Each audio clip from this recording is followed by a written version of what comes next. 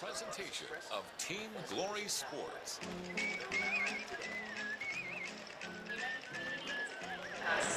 Comes to your finances, how do you define success? Knowing your bank has your financial future right on course? Having a banking partner that's ready with a plan to opportunity knocks? Or maybe it's a digital banking experience that puts everything at your fingertips, even at your daughter's soccer game. However you define success, United Community's trusted neighbors are here for you. Success, it takes a community, a united community. Learn more at SBI.com. Chestatee go up against the North Hall Trojans. High school basketball on 97.5 Glory FM is being brought to you this evening by Conditioned Air Systems, by NGPG Ortho and Sports Medicine, by Riverside Pharmacy, by Siphon Logistics, by Autry's Ace Hardware, by Representative Lee Hawkins, by North Hall Tire and Wheel, by Chris McCall Realty, by Millie's Drapery Decorating, and by Chick-fil-A. And hi, everyone, along with Joe Gailey, Mike Warford with you here courtside from Lincoln Trail Court here at the Lincoln Trail Center, in fact, here at Chestatee High School. And we're teaming up with War Eagle TV this evening to bring you the play-by-play here on 97.5 Glory FM, online at WGTJradio.com. We're also streaming on the TuneIn Radio app, the Simple Radio app, on the Radio Garden app. At home on your Amazon Echo, all you have to do is just play 97.5 Glory FM. You can go to YouTube and look at War Eagle TV, and you'll get a chance to see the action of tonight's doubleheader. Here, Joe and I bring you the play-by-play here on your radio station, North Georgia Sports and War Eagle TV. Thanks for teaming up with them this evening here. We are courtside here right behind the scores table at Chestatee High to bring you the play-by-play of tonight's doubleheader. It should be always fun. Joey's talking about the Battle of Highway 60. Yeah, it's always a fun game. You know, when the existence of, 21 years now for Chestatee, all these folks used to feed in when I was younger. We used to feed into the North Hall from over here, and now we're in the Chestatee district. So it's always a good game, a lot of rivalries. Everybody, as we often say during the season, when they have these two teams playing in any sport, everybody knows everybody because they're probably either going to church together, they've gone to grade school together, parents have done the same thing, folks work together, all that good stuff. So everybody knows one another.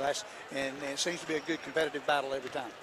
No doubt about it. We saw North Hall play back on Tuesday in their sub-region doubleheader against East Hall. The girls winning and the boys losing in two good ball games. But Chestatee won both their games against Johnson back on Tuesday. They did, and you know, it's so you got two teams right now with only one loss. Eric Herrick's Lady Trojans, they're 5-1. Their only loss was to Jefferson. And guess what? Sutton Shirley's Lady War Eagles, their only loss is to Jefferson. The difference is that Sutton only lost by 3, and the North Hall ladies lost a little bit more to Jefferson. They're both 1-0 in the sub-region coming into the night, so it ought to be a battle for them. You got most everybody back really for the Lady War Eagles this year. A lot of folks back to North Hall, and they show they can play. They had a big game the other night against East Hall, and just have to see how it turns out. I know it'll be a battle, and it'll be a lot of chess match as the two coaches stand down here to our right chatting with one another. So it'll be a chess match for sure throughout the game. One part is we're talking about the region and the sub-region. The games Tuesday was Chestatee and Johnson. They were important, same thing with East Hall and North Hall. Yep.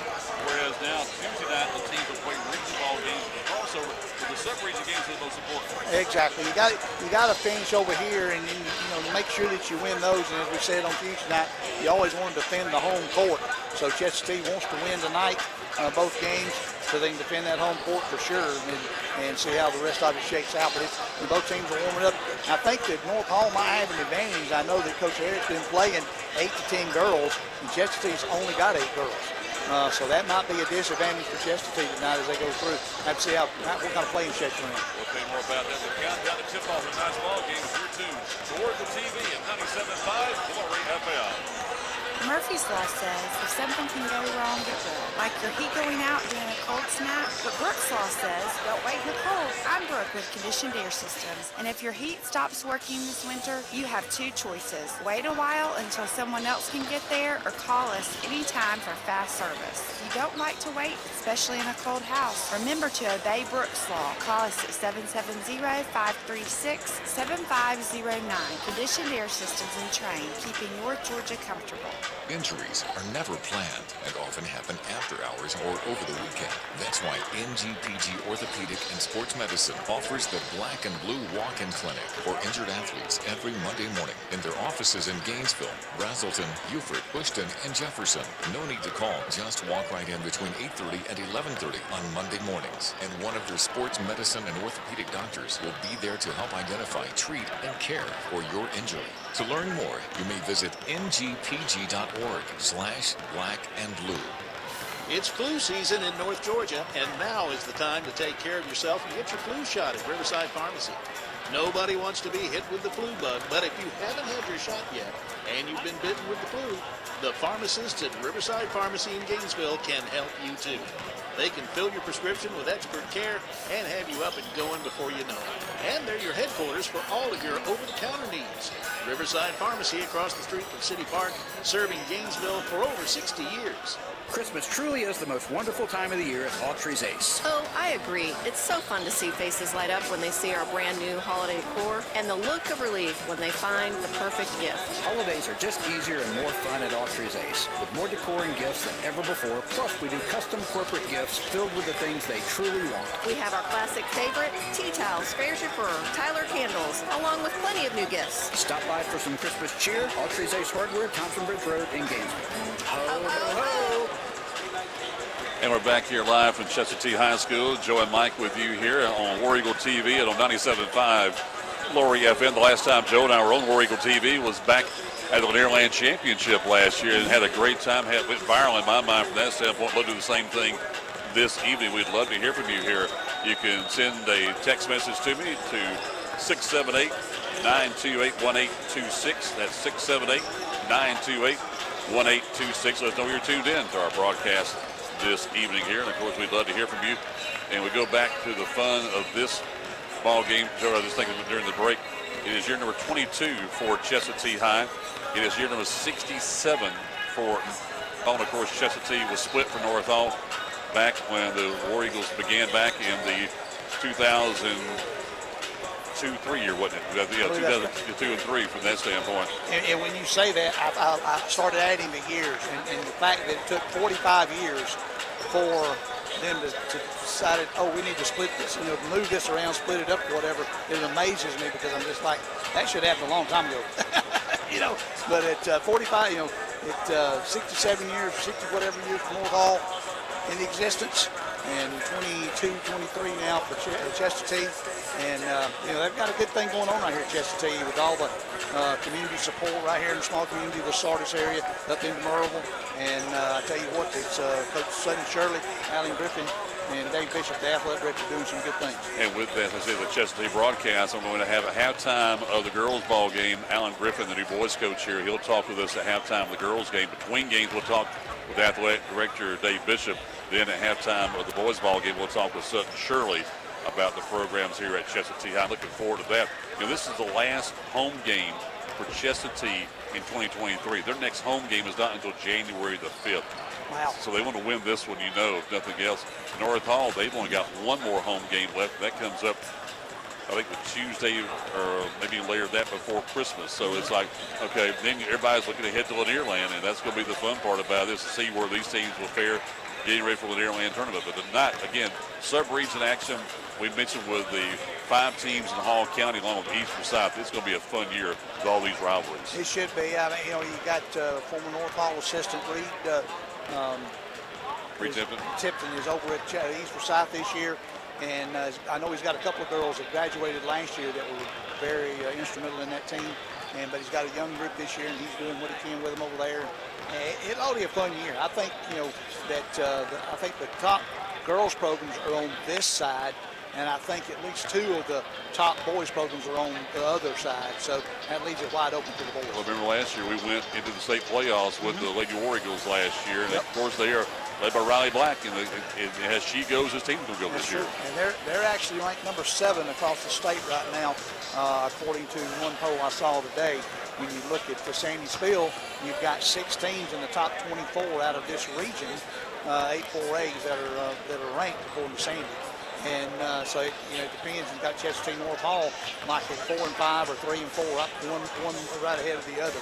So it just depends, and these teams are going to give it all they've got, because they've got moms and dads on one side, but they may have grandpa and grandpa on the other side, that kind of thing. So it'll be an interesting matchup tonight. Well, I think it'll be interesting from that standpoint. Back on Tuesday night, we were at East Hall High School, and North Hall was able to shut down the two leading scorers. Yep. The veteran players for East Hall, and let the other players do some things. And North Hall went on an 18-0 run there from the late third quarter into the fourth quarter. You know that they're going to try to probably double team up on Riley, and then see who else is going to be in the supporting cast who can be a leader for Coach Sutton Shirley's team. Well, after Riley Black, you've got Peyton Cable. She's a junior. She shot it well last year. Caroline Bull, she's a junior. Addison Boyd shot it good last year. She's a junior. And Sierra Yarbrough, she's a senior this year. And so just on the opinion, those are your 5 starters from last year. They're back again. Blakely Boyd was a big sub last year. Jemiah Weaver was a sub last year. Miranda Hernandez, like I say, they've only got 8 girls, so it's going to be interesting to see, stamina-wise, if Coach Herrick swaps them in and out, in and out, 2 cleaning or whatever, if he goes 3 at a time, 4 at a time. That could wear down the defense and the offense for Chestatee. Just let you know also on YouTube TV and War Eagle TV, I'm sure that they'll play the national anthem here. We'll take a commercial break on the radio, 97.5 Glory FM. Then we'll get ready for the starting lineups to be introduced here for tonight's girls ball game. Again, thanks for being with us here. Again, thanks to Stephen McIntyre for teaming up with. He is the Teacher of the Year of the Hall County School District. There's nobody any better. Very well deserved. He does a fantastic job. I know he's helped us throughout the year, and on Maryland last year, and helped us during the summer with our Gold Diggers broadcast. He's a super, really nice guy. The fun part about it, too, his wife works at North Hall. Yep, she does. We get to see her, all the North Hall broadcasts we're doing, and obviously some of the Chestatee, and then we get to see Stephen. If he has a night off or they're out of town, he's up in North Hall. It was great, too, is the War Eagle TV is doing a great job. It's starting to go into the other schools, and that's what I'd love to see. We're going to see some future broadcasters, I know, from all these other schools. It is, and it's fun to get the young ones involved. If they'll just, I'll toot our own hand, if they'll just copy us, listen to us, see right behind us and see what we do, I think they'll be okay. Like Ante, if you want to hear anybody paint the pictures that I can't see, is that Joe paints the pictures better than anybody. That's what helps me do my job here on 97.5 Glory FM. I hope you can't tell that I can't see. That's going to be the fun part about it. Our broadcast coming up this evening. I always love the matchups, Joe. We mentioned about what North Hall might do against Riley Black here, but the same thing now. Anthony Vox-Savannah has been really pouring in some points here in the last couple of ball games. Yeah, Anthony has been pouring it on here lately, so you never can tell. She might get going tonight, and if she does, that could be a big thing for North Hall. They'll want to shut her down, so then you got to take somebody off of somebody else. And Martha can get going. Inside Sarah Goss can get going. They've got Carly Bowen in the starting lineup tonight with Braylon McCall. And Braylon can shoot the 3 if she's open, and she can shoot it. So might just be a back and forth game tonight. Might be in the 80s. You never know. You never know. That's the thing. That's what the fun part about girls high school basketball. There's this stereotype as low scoring. No way. This is in the 21st century, and you can see them go up and down the court with that 35-second shot clock like anybody else. It's going to be a lot of fun. Again, glad you're with us here on 97.5 Glory FM and War Eagle TV. They're going to be breaking here, going back to the huddles and getting ready for the playing of the national anthem. Again, they'll have the playing of the national anthem on War Eagle TV. I'll turn down the sound for our commercial break. And back at our studios, we'll be able to hear what's going on, getting ready for the playing of the national anthem. Joe and I'll be back with the starting lineups here in just a few moments here on your radio station for North Georgia Sports. We're 97.5 Glory FM, WGTJ. And also tonight, the War Eagle TV teaming up this great teamwork we have here between Chestatee and North Hall. Looking forward to talking with Coach Shirley, Coach Griffin, and Coach Dave Bishop. We're going to stand to our feet. We're going to take a 2-minute timeout on 97.5 Glory FM. And back to the playing of the national anthem on War Eagle TV. Is your team the Chestatee and North Hall basketball? 97.5 Glory FM is WGTJ Murrayville, Gainesville, and W248DL Murrayville, Gainesville. Siphon Logistics' commitment is to provide you, the customer, with on-time pickup and delivery every time. Members of the Siphon family have been in the transportation business since 1984. The Siphon Logistics transportation professionals are available 24 hours a day, 7 days a week, providing maximum flexibility and options to produce the most successful shipping arrangements. Call Siphon Logistics at 770-287-8485 and take a look at their website at siphonlogistics.com. And now please stay standing, remove your caps, as we honor America by having Chestatee's own Kaylee McBride sing the national anthem. North Hall Tire and Wheel, where they made sure I was ready to go.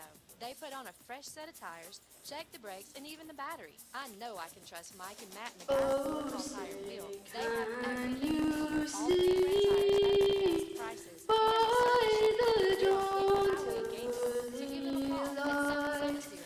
Once so proudly we hailed at the twilight's last gleaming, whose broad stripes and bright stars through the perilous fight o'er the ramparts we watched were so gallantly streaming, and the rockets red there, the bombs bursting in air, gave proof through the night that our flag was still there. Oh, say does that star-spangled banner yet wave o'er the land of the free and the home of the brave?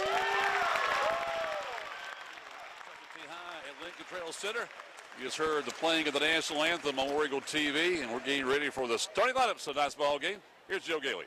First for North Hall, the Lady Trojans, they'll be in their forest green with white numbers outlined in black with black and white trim. Coach Eric Herrick's team's 5-1 on the season, 1-0 in the sub-region. They'll be starting a senior, number 5, Carly Bowie. A senior, number 11, Braylon McCall. A senior, number 11, Athena Voxavanos. A freshman, number 33, Zara Goss. And a sophomore, number 51, Martha Voxavanos. And for the Chestatee Lady War Eagles, all in white with the maroon trimmed in black numbers and the black and white trim. A senior, number 1, Sierra Yarbrough. A junior, number 2, Addison Boyd. A junior, number 5, Caroline Bull. A junior, number 11, Peyton Cable. And the senior, number 15, Riley Black. Ought to be an interesting matchup tonight as we get going here, Mike. We'll get to see two of the best players, in my opinion, in North Georgia with Riley Black and then with also Athena Voxavanos tonight. So it ought to be a pretty good matchup to see if both of them play against each other defensively or how they play it tonight. I would imagine since they both score, they might wind up being on somebody else so they don't get in foul trouble. Lady Trojans are coached by Eric Herrick in his second year at North Hall. Sutton Shirley, only the third coach in Chestatee High history on the girls' side. And we've got the reason 8 Quad A champions, they said, until February next year. Chestatee's the defending region champions, Joe. You got Peyton Cable jumping against Zara Goss, the freshman. Peyton, a junior, stepped up last year and was able to shoot the 3 and play good inside. Let's see, here's the toss. And it's tipped back to Chestatee. Riley Black with the basketball.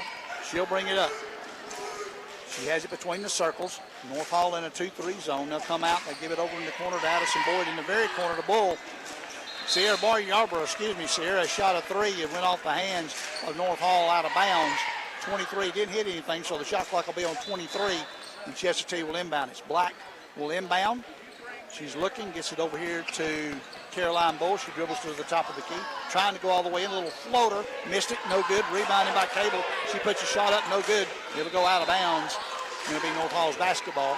Just underway with no score. 7:39 here in the first quarter.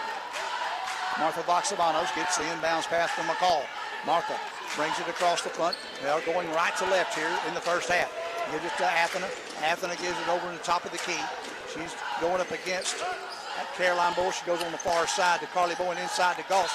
Goss tries to go up with it, loses it off her shin, out of bounds. Chestatee then going left to right. If you're looking at your radio dial,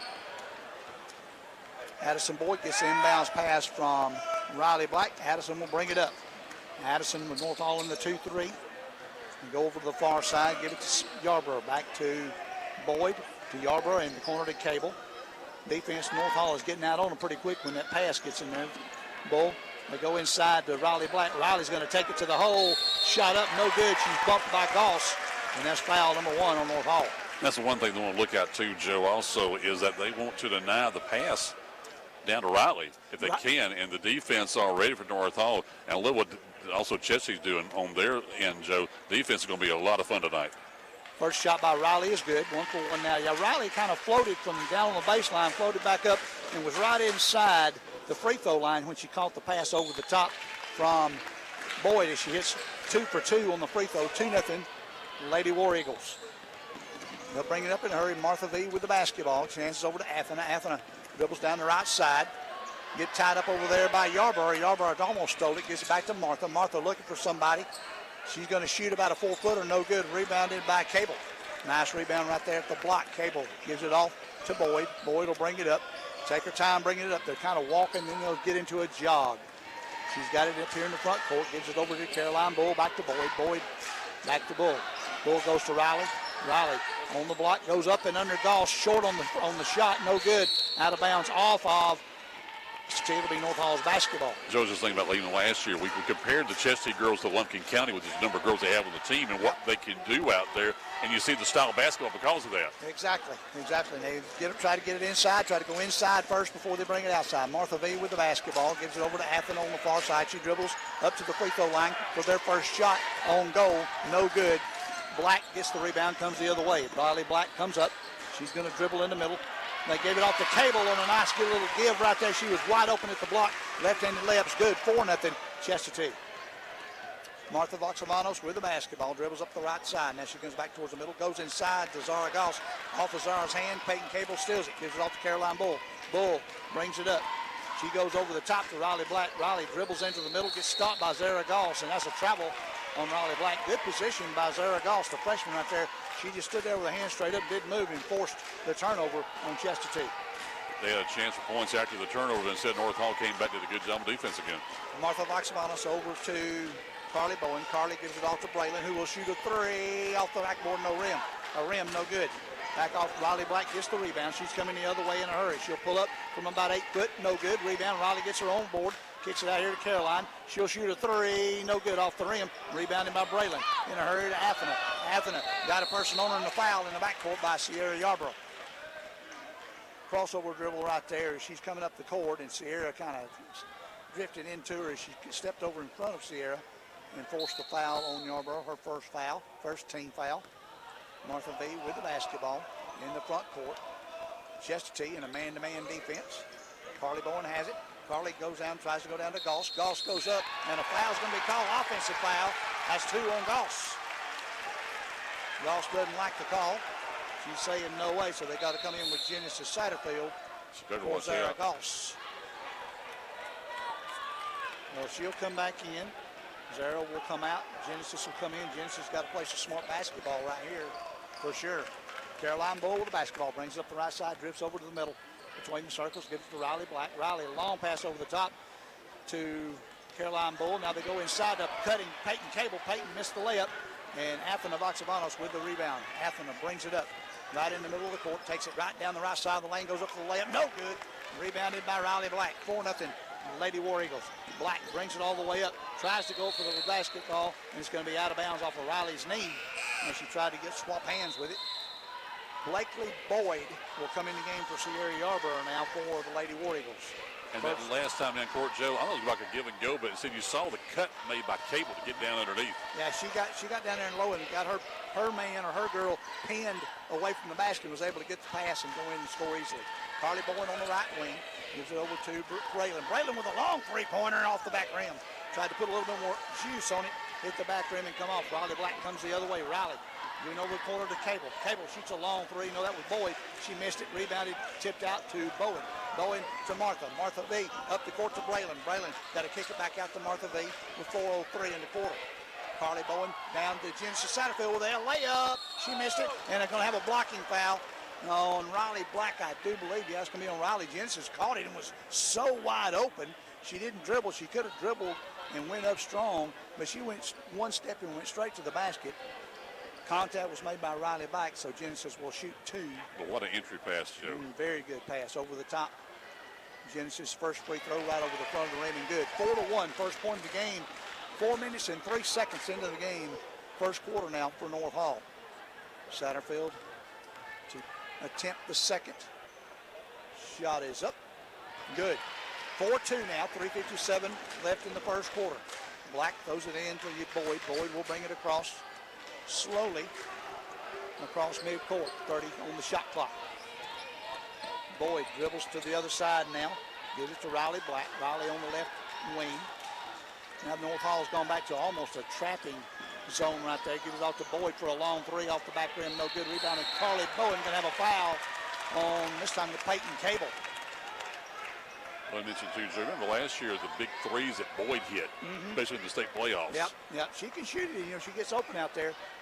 She can flat shoot it out there. He's probably got her in a different position this year. Look, she's floating across, trying to go inside more. Martha Voxavanos going against Boyd. She goes over to Athena. Athena looks to go to baseline. She's trying to drive. She gets trapped. And it's going to be a traveling call. And she was going to pass it underneath to Carly Bowen, but she pulled that back pivot foot. She got trapped down there. She had 2 Lady War Eagles beside her, one on either side, and then one kind of slid in behind her. So almost triple teamed right there. Good job by Chestatee. Caroline Bull in the front court, gives it over to Boyd, far corner to Cable for a 2. Peyton Cable's shot is long, rebounded by Genesis. Gives it off to Athena. Athena dribbles up the right side. 3:08 in the quarter. Comes it over this side to Braylon. She shoots a 3, in and out. Rebounded on the far side by Carly. Carly goes into Genesis. Genesis post up. She spins around, kicks it back out to Martha. Martha to Braylon. To Athena in the corner. Athena tries to dribble through and kicks it off her foot. Right over there to Riley McCall. Riley McCall comes up. She's going to beat everybody down the floor. Tries to lay it up. No good. Rebounded by several jerseys. And it's going to be a foul on Chestatee. You meant to say Riley Black, by the way. Who did I say? Riley McCall. Riley. Sorry about that. McCall and Riley Black. Maybe I just call them by their first names. Now I'll be better off, right? All right, so foul was on number 11, Braylon McCall. Riley Black will trigger it in with 2:46 left, 25 on the shot clock. Now the question is, because he pointed that the ball was going towards North Hall, and now he's having a discussion with Coach Herrick, and they're making sure they've got it right, and Coach Herrick's having a discussion with the official that's under the basket. They're going to trigger it in. Riley Black will throw it in. Looking. Throws a long pass out front to Caroline Bull. Caroline has the basketball over on this side to Boyd. Boyd dribbles down the corner and comes back to Bull on the wing. Bull far side to Black. Black goes inside. Oh, it's knocked away. Carly Bowen has the basketball. Carly will dribble up, then she slows it down right over midcourt. She's guarded by Blakely Boyd. She gives it back off to Martha V. Martha goes down the right side of the lane. She stops, and she's going to travel with the basketball. And don't you love the intensity of this game already in the first quarter? Yeah. It's like a playoff game. It is. Good crowd on both hands. We're nearly a full house behind us, and Chestatee's got about 2/3 full on their side. They got a big section roped off for the students, and it's about 1/3 full, so it's filling up. I'm sure by the boys' games it'll be packed, like the North Hall games are. Jemiah Weaver now in the game for Chestatee. Boyd gives it in the far corner to Boyd. Boyd, Genesis Satterfield after the long shot gets the rebound, gives it off to Martha V. Martha Voxavanos down on the far side to Athena for a long 3, knocked it down from 23 feet. 5-4 now your score. Long drought there for either team. Athena got set though. Athena got set, got the pass from Sister, and was able to get the shot off. Boyd gives it over to Riley Black. Riley Black's going to get called for the travel. Both teams are kind of feeling each other out. We might have single digits here, score here, but at the end of the one, Mike, is 5-4 Lady Trojans, first lead of the night for North Hall after that 3 by Athena. But you see how Riley's trying to penetrate into the lane to get a little 8-footer maybe. Athena with a long 3. She was kind of off balance, wasn't set, and went off the side of the rim. Comes the other way. Riley Black with it. Carly Bowen, nice job to knock it away. She knocks it back in to Genesis Satterfield. They'll come the other direction. Martha V has the basketball. She'll slow it up now. She gives it over to Carly Bowen. Carly looks. She'll dribble inside, tries to go in, and she's going to have an offensive foul. Good job by Jemiah Weaver as she drew the charge. Good, excellent defensive position by number 23 right there, the sophomore. That was so obvious I saw it coming, Joe. Lauren Himmer, number 3, will come in for Braylon McCall right now. 1:14 in the quarter. 5-4 Lady Trojans with the lead. Riley Black Dribbles left-handed up the left-hand side of the court. Gives it back over to Boyd. Boyd with a long three off the rim. No good. Rebounded by Carly Bowen. Carly gives it over to Martha V. Martha brings it up between the circles. Guarded by Boyd. Comes over to this side. The rim. She's going to shoot it off balance. No good. Rebounded by Black. Riley's looking around. Nobody's on her. She's bringing it up all the way to the end. She goes all the way to the end, and they call a out of bounds. Yeah, they're going to call out of bounds on Riley. Riley kind of lost control. Wanted to draw a foul as she bumped off the North Hall player. Didn't get the call. And it'll be off of Chestatee, and it'll be North Hall's basketball. You've got Sierra Yarborough back in the game, and now you've got Sally Davidson coming in the game for Genesis Satterfield. Genesis still working on getting in playing shape, coming off a softball. So she played a good, right at 4 minutes. Martha V out front, 37 on the clock, 27 on the shot clock. Going inside to Martha. Martha has it, gives it outside to Athena. Athena on the wing. She dribbles inside. Now she goes in, stepped under, and we had a foul before. Good call by the official. I think he called it on Sierra. Let's see. No, that was on number 23, Jemiah Weaver. Her first, team fourth. North Hall have it out of bounds with 25 on the shot clock, 27 on the play clock. Inside, nice pass, but they missed the shot. She got pushed. It's going to be Chestatee's basketball. Athena went up, and then her and Addison Boyd both hit the floor. Riley Black will come back in the game for Jemiah Weaver for the last 24.9 seconds of the first quarter. Now, both girls hit the floor, but no foul call. Well, I heard what? They go the other direction. Riley dribbling up slowly, 18 on the clock. Over on this side to Caroline. Caroline dribbles to the middle, gives it over to Blakely. Blakely looking for somebody, gives it to Riley on the left wing. Riley dribbles over to this side, guarded by Hemmer. Gives it over to Caroline. Long three-pointer going to be off. Almost got stuck. Hemmer got it. She got it after the rebound. Going to shoot it. It's late. It'll be no good. 5-4 your score after one. Lady Trojans with the lead. It'll be a good one. We're back in 1 minute here on 97.5 Glory FM and War Eagle TV. Thank you, North Hall. This is Chris Kinsey with Millie's Drapery and Decorating, and we would like to thank the North Hall community for their continued support. Since 1968, my family has provided the area with beautiful custom drapery, bedding, upholstery, blinds, shades, and more. If you would like some help with your interior design project, give us a call and we'll schedule one of our talented designers to give you an in-home consultation and estimate for your project. Call us at 770-532-3819. The landscape of North Georgia continues to change, and when you're looking to buy a home or land, you need someone who knows the real estate market. Turn to Chris McCall Realty. Chris has been serving the Hall and surrounding counties for 25 years. He specializes in residential real estate. Whether it's homes, land, acreage, or farms, customer satisfaction is most important to him. Find out more today. Log online to McCallProperties.com. And back here at Chestatee High School, it is Joe Gailey and Mike Warford with you. Boy, that was a fun first quarter, Joseph. It was fun first quarter. Went up 4-0 to Chestatee, and in 4 minutes and 3 seconds before North Hall finally got their first 2 points with free throws. 5-4 is your score here at the half. 1 3-pointer hit by Athena Voxabonos. Martha with the basketball. North Hall has the first possession. Gives it off to Athena. Athena down the left side. She goes up with the left hand. Misses the layup. Rebound by Riley Black. Riley will come the other direction in a hurry. She's going to dribble the left hands. Kicks it in the corner over there to Yarborough. Yarborough back out to Boyd. To Black. To Bull in the corner. Bull's three-pointers. Nothing but net from the near side. 7-5 Chestatee. They're waiting on Caroline to hit one. Got the wide open shot here in the front of the North Hall bench from the corner. Martha V in the with the basketball. She goes up for a little short jump kind of shot with one hand. No good off the board. Riley Black with it. Riley runs the other way with it. Gives it off in the corner to Yarborough. Back to the top to Boyd. Boyd for three. She knocks it down. 10-5 your score. If you notice, Joe, all 3 threes have been made. They were set, ready to go. Yep, they were. And you got 3 Trojans, Lady Trojans officials come back in the game. So the next dead foul, which is right there. You got a foul on Riley Black. That's 2 on Riley. Now they're going to come back. You're going to have Blakely Boyd will come in. You'll have Carly Bowen, Genesis Satterfield, and Sarah Goss come in for Davidson, Hemmer, and Martha V. Braylon McCall will throw it in to Carly Bowen. 6:50 here in the second quarter. 10-5. Lady War Eagles, 6 unanswered points.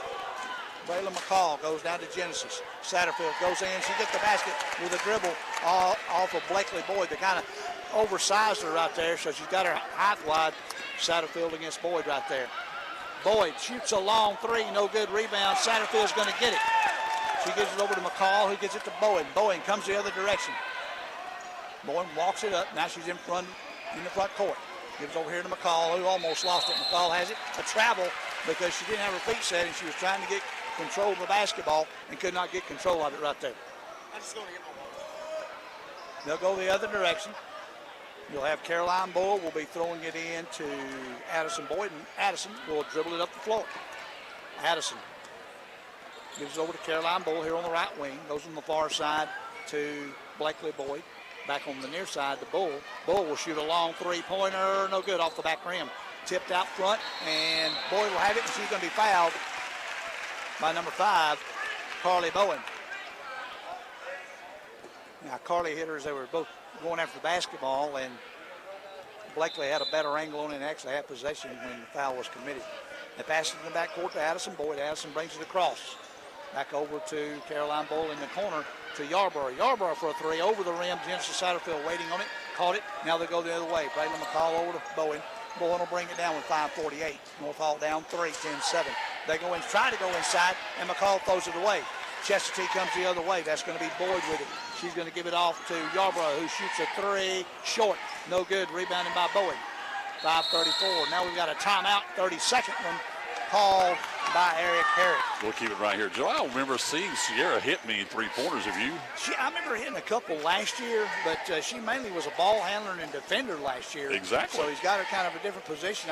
I think what they've been trying to do on all 3 threes, you made a good point a few minutes ago, all 3 is where the shooter was able to get set, catch it, and shoot it. And all 3 3-pointers, the one from North Hall and both from Chestatee. And it goes from your feet to your hips to your shoulders to the boom, you hit it. Yeah, exactly. And they were able to do that on all 3 of the 3-pointers so far tonight. And that one the North Hall shot, they were bad off. And right there, the last one they shot right there, I think it was Addison, or excuse me, Sierra. Sierra was a little off center. She caught it and tried to shoot it and hit the rim. Now North Hall will have it after the 32nd timeout and go the other direction. Carly Bowen with it. She passes it on the far side, knocked away by Caroline Bull as they try to go to Athena. Deep on the side, it's about what we'd call the old timeline, the 28-foot mark, which is no longer there. But I love how the defense is playing right now, both sides. Both teams are anticipating a lot. Carly Bowen brings it across, 21 on the shot clock. Athena has the basketball, tries to step inside. She does. She got the angle, missed it. Goss with the rebound, goes up. No good. Goss with it again. Jemiah Weaver knocks it away. Sarah Goss is going to get it. She travels with the basketball. Good call by the official. She kind of hopped right there. She caught it and wasn't set, and she hopped up and down, so good call by the center official that time. Kind of hooked back and forth right there, and Chestatee now has the basketball. Caroline Bull has it. Comes over the top to Boyd. Boyd goes in the corner to Peyton Cable. Intercepted right there by North Hall in a hold, I believe, on Addison Boyd. It is. Good job, good hustle by Carly Boyd. Now fouls on Addison Boyd. As far as I know, that's our first team, second here in this quarter. Those of you that's just joining us or don't know the rules on it, fouls reset every quarter. They start shooting the bonus, which is both free throw, 2 free throws now on the 5th, and he continues shooting 2 after that. Zara Goss, top of the key. She faked it. She might have hopped again. Martha B has it. Tries to go inside. It's going to be a block on Jemiah Weaver. And Jemiah went in. She got there a little late. And I think that Jemiah was trying to get set. Might have picked her foot up at the last moment.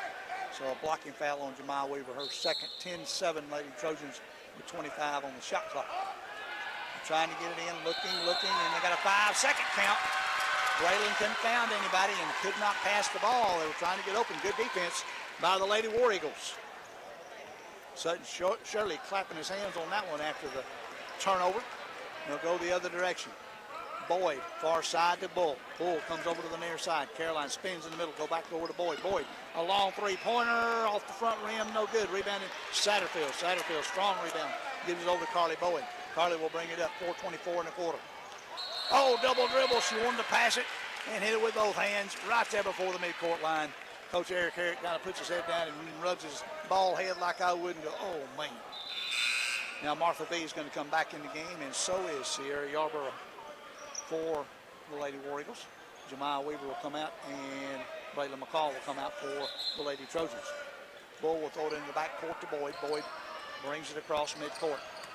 Now they're back in the 1-3-1 zone for North Hall, pulling out early there. They got tipped away. Boyd has it, gives it over to Cable. Cable in the corner to, I think that was number 10. Yeah, Blakely Boyd hit a three just outside the three-point arc, so about a 19-footer, 13-7. Chestatee Lady War Eagles. Martha V with the basketball. She brings it deep, way outside. And she'll bring it over to Athens. Athens going to try and drive. She goes inside, stepped in, and got knocked away. There's going to be a foul. The lead official called a foul. It's going to be on number 11, Peyton Cable. Might be just the first one on Peyton, I believe. 13-7 now. 3:51 in the quarter. Low scoring affair. I said that, and you know I jinxed it when I said it might be in the 80s. Oh, yeah. Right? I like this style basketball. I do. First free throw by Athens is good. 13-8 now. I do. They're both playing really good, I think, now. You know, got some turnovers thrown in there. I know the coaches don't like that, but that's just aggressive defense.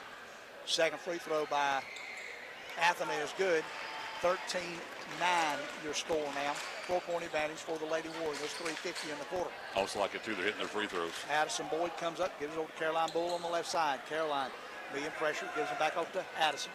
Addison goes in the very deep corner over here, and it's going to be a blocking foul on Carly Bowen against Sierra Yarborough that time. Sierra started drive. Carly didn't get there, and Braylon McCall is going to come in for Carly. And that's probably a good thing because she fell backwards and, you know, still have to be careful. She came coming off that concussion. She played a lot of minutes the other night against East Hall. First came back in over a week. That one came in there and went off of North Hall. The pass came in and looked like Sierra Yarborough ran too far to grab it. I believe Goss almost had it and went off her hands out of bounds. Boyd tries to get it in. She does to Cable. Cable, she takes one dribble, goes up with a layup, right-handed and good. Up under Goss's outstretched hand. 15-9. They'll go the other direction, and we've got a stoppage in play. Official called it. Yep. I don't know if it's going to be the shot clock or the lead official comes back and talking to the trail official. The trail official happens to be our head official tonight, or our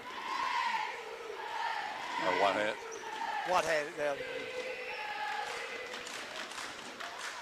going to run it from down to, I think they said it was going to be back. I thought they got it at 35. And how do you know? Is it my question? Yeah. Well, they're supposed to look up there. Whoever the official, whichever's the lead official, is going to turn. He can look up and look at the clock every time. 3:23 in the quarter. Oh, bad pass by Goss. Gives it up to Bull. Bull going to go all the way. Lay it up. Blocked by Goss. Good job by Zara right there to get that hand in there. We're going to travel on Martha V. As good defense right there as Cable stepped in front of her to make her take an extra little slide right there before she started dribbling the basketball. You'll have Sally Davidson coming back in the game for the Lady Trojans. She'll come in for Genesis. No, she's coming in for Zara Goss right here. Sally is a junior on the Lady Trojans team. Boyd looking to throw it in. She does to Caroline Bull. Caroline got tripped by Braylon McCall on the far side. Keep wanting to call her Riley, sister. That was number 11. That's her second. And now Lauren Hemmer will come back in the basketball game for Braylon. And that's a usual substitution for Coach Herrick between Lauren and with Braylon. Well, I think Lauren's finally worked herself into the rotation. That pass tries to go entry in there to Peyton Cable, and it's knocked away by North Hall by Sally Davidson. It'll be Chestatee basketball. Boyd tries to throw it in. She does to Cable. Cable has it. Shot a little short one, no good. Rebounded by Davidson.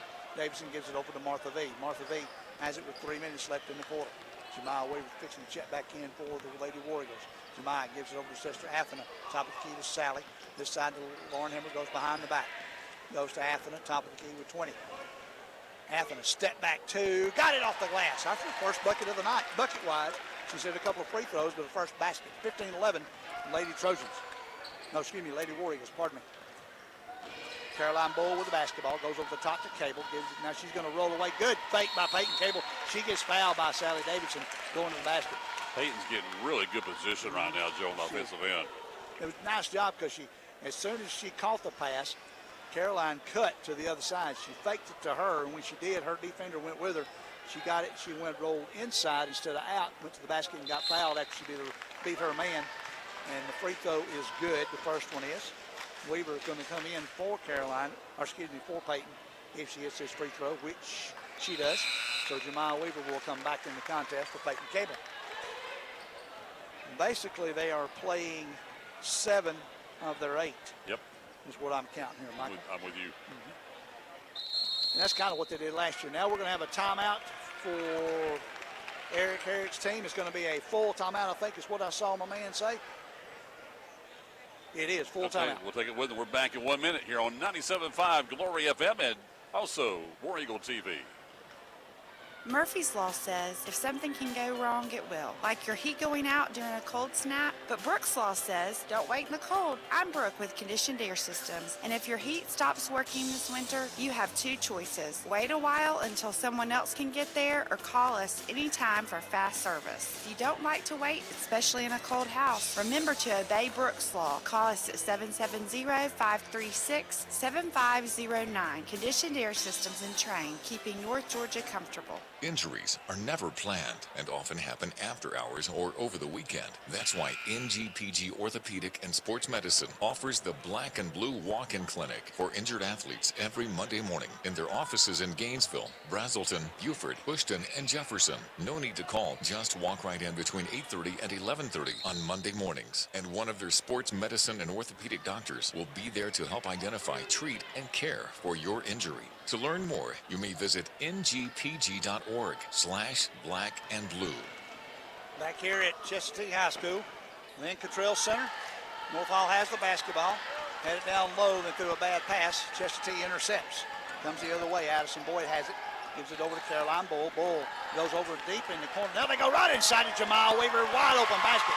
Nice pass. Went down in the corner to Yarborough. And guess who snuck in there behind everybody? Jemiah Weaver, and got the easy layup. 19-11, Lady War Eagles. Martha V with the basketball. Give it over to Athena. Between the circles, now at the top of the key. Athena pulls up, shoots a 3. Off the back rim, no good. Rebounded. Weaver goes after it. Satterfield goes after it. Going to be a foul on Satterfield against Jemiah Weaver. And now they're going to shoot fake free throws, and Jemiah will come to the other end and shoot 2. That's the 15th foul. Chestatee has 4, so the next one on Chestatee, North Hall will shoot 2. That rule change started this year, ladies and gentlemen. If you're thinking, well, that should be a 1-1. Nope, it was last year, but this year, foul 5 and 6, 5 all the way up, 2-shot fouls. Free throw is up and rolls out. First miss. First one, I was thinking that was the first miss. Weaver will get one more. 19-11, 148. Braylon McCall will check back in. Second free throw off the back rim, no good. Rebounded by Chestatee. Knocked away for a moment. Bull has it over to Yarborough. Now is going to have a timeout. 32nd called by Sutton Shirley. A quick one right there. They couldn't get control, and when he saw his player had it in their hands, he called timeout in a hurry.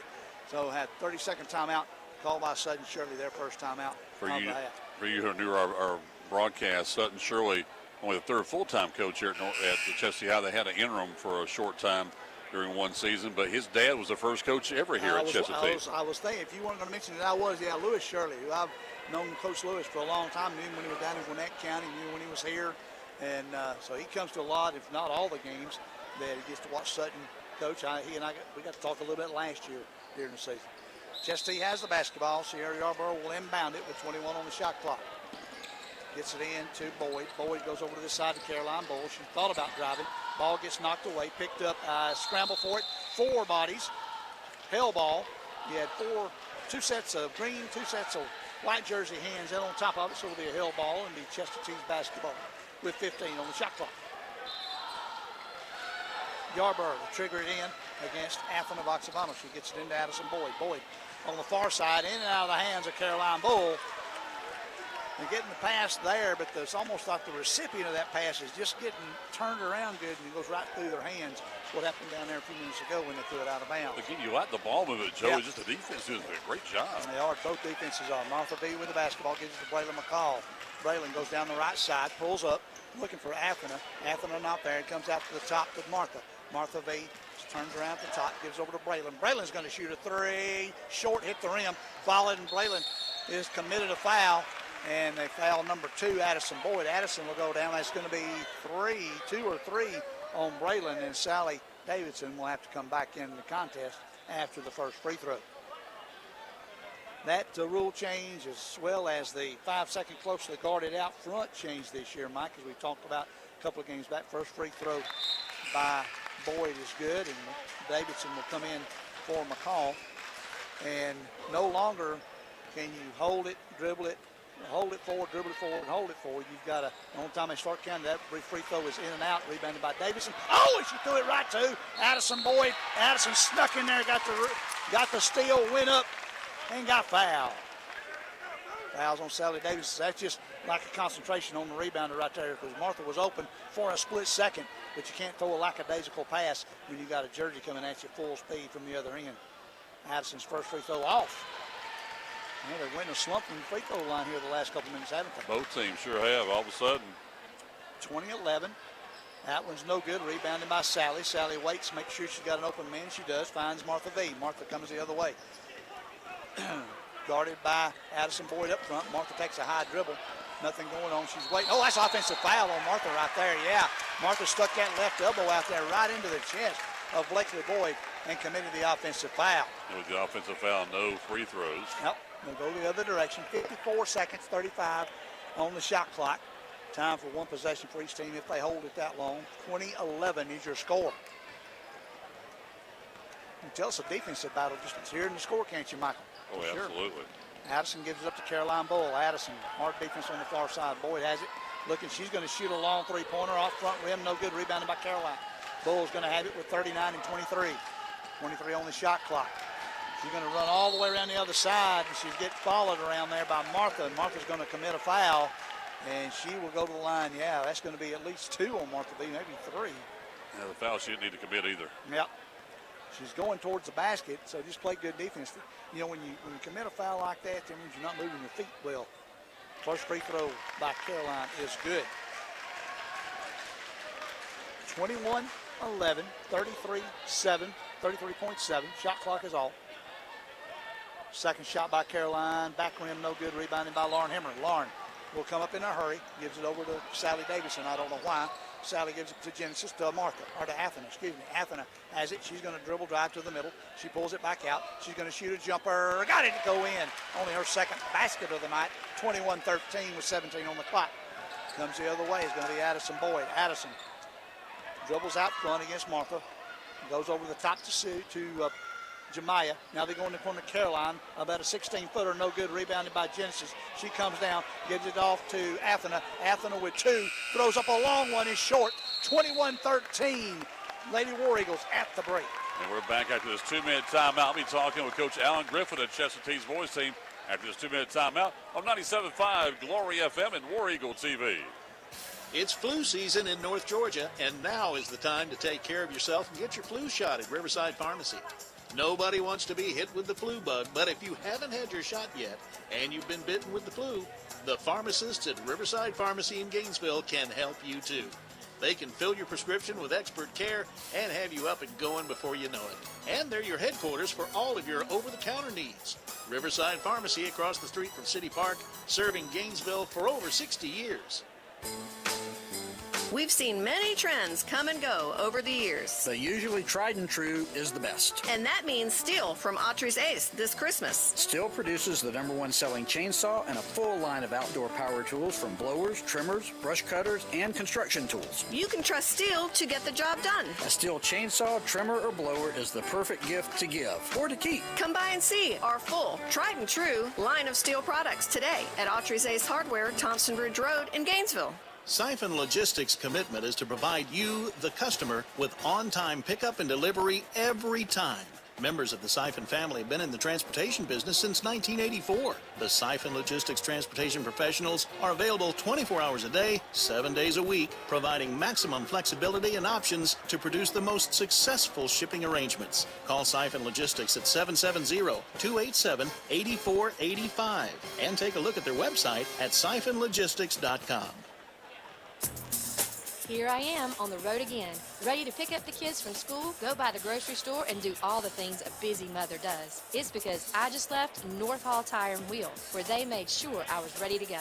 They put on a fresh set of tires, checked the brakes, and even the battery. I know I can trust Mike and Matt and the guys at North Hall Tire and Wheel. They have everything you need, all the name brand tires at the best prices, and the service you need. They're on Cleveland Highway in Gainesville, so give them a call at 770-297-5308. And back here at the Lincoln Trail Center, here at Chestatee High School, I'm Mike Warford, joined by Joe Gailey. Joe's down getting the halftime stats, looking for Coach Alan Griffin, the boys basketball coach here at Chestatee High. And we just traded emails earlier today. He was supposed to join me here at halftime of the girls' ball game, but you never know how busy these coaches get. But what a ball game we have seen so far here in the first half of play. It's the Battle of Highway 60 basketball style here in this Region 8 Quad A sub-region doubleheader, with the Lady War Eagles leading here at halftime of this first ball game of the doubleheader. Coming up between games, I'll be talking with Athletic Director Dave Bishop. Then at halftime of the boys ball game, I'll talk with Sutton Shirley, the head coach here at Chestatee High with the girls program.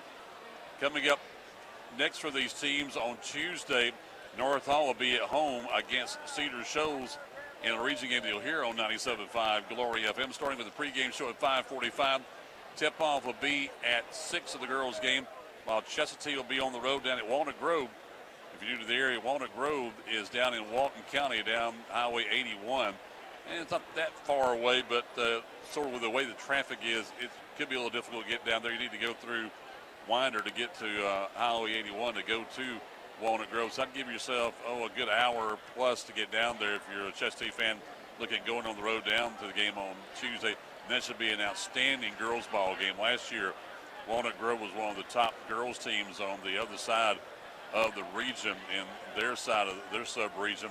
Again, on this side, you have the 5 Hall County schools with North Hall, Chestatee, Cherokee Bluff, Johnson, and East Hall, along with East Forsyth, while on the other side, you have Walnut Grove, Cedar Shoals, you have Seconder, Madison County, also one of the teams to look for, and also North Oconee, the other team on the other side of the region. 11 schools in the region.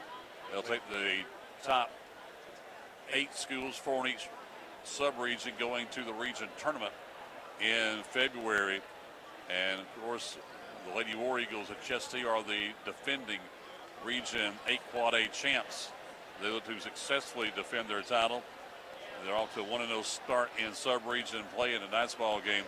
They're leading here at halftime, and they really are looking forward to a win here to go to 2-0, because every game is so important. You play 10 games in the sub-region, you play 5 on the other side of the region, so a total of 15 games that you will play in region and sub-region play. And just the games on the other side count as a tiebreaker. And the games here in the sub-region are the most important ball games that you'll be playing. And again, this is the last home game of 2023 for Chestatee. They're back at home the next time on January 5th, 2024. While North Hall will have a home game against Johns Creek, which will be the week before Christmas. Both teams, of course, on the road next week. I mentioned is that Chestatee will be on the road at Walnut Grove on Tuesday. They'll be on the road at East Forsyth next Friday, while it'll be North Hall at home against Cedar Shoals. And they'll be on the road down at Johnson at the Palace coming up next Friday evening. Our broadcast next week, Tuesday, will bring you Cedar Shoals and North Hall. Next Friday, it will be Cherokee Bluff playing host to East Hall. That game also starting at 5:45 next Friday, with the tip-off the girls' game at 6 p.m.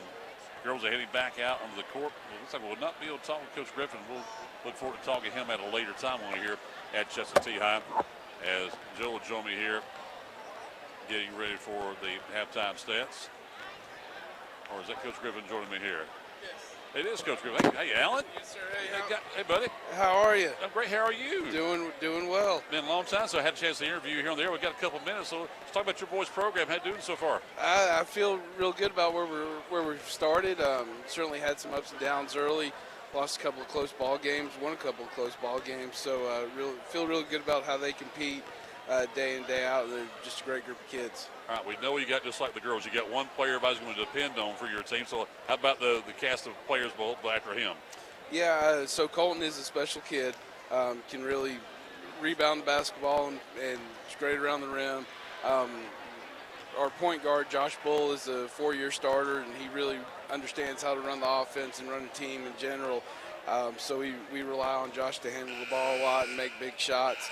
And then we have senior Garrett Selke, who's getting his starting for the first time in his career and really playing quality varsity minutes for the first time in his career. And he's done a great job so far early in the season. And shooting guard Jordan Jordan Harris is another new starter for us, and he's explosive and gets to the rim real well. And then junior Ethan Dunn is our post player, starting post player, and he's really come a long way since we first got started in the summer. So really proud of these guys, how they're growing, and think they can do some special things down the road. All right, real quickly, matchups of that. What kind of you expect with North Home? They get up and down the court really well. They shoot the ball really well. Coach Davenport, we've coached against each other before. He loves to press and comes from that coaching tree. So I expect them to pressure the ball all night and make us work 94 feet the entire game. All right, buddy. Good luck to you. We'll talk to you later. Appreciate it very much.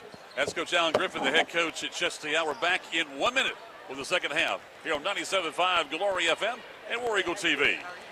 This is Representative Lee Hawkins, your representative to the state legislature.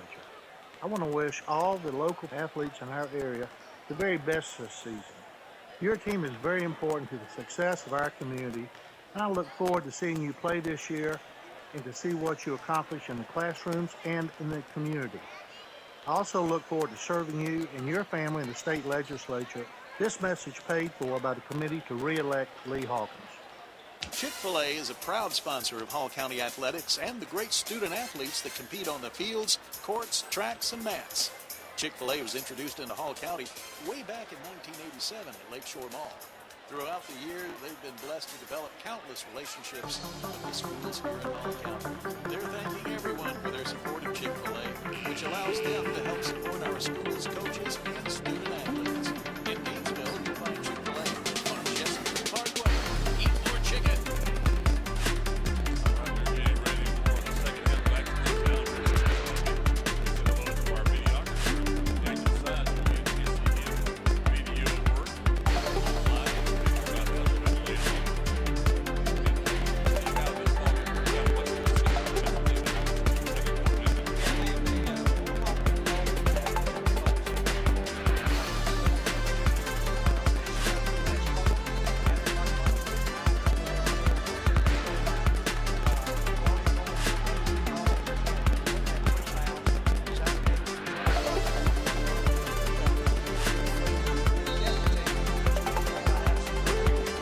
Caroline Bull with 4, Boyd with 4, Peyton Cable with 6, Black and Weaver with 2 each. As Northall has the basketball, Athena blocks around in the front court.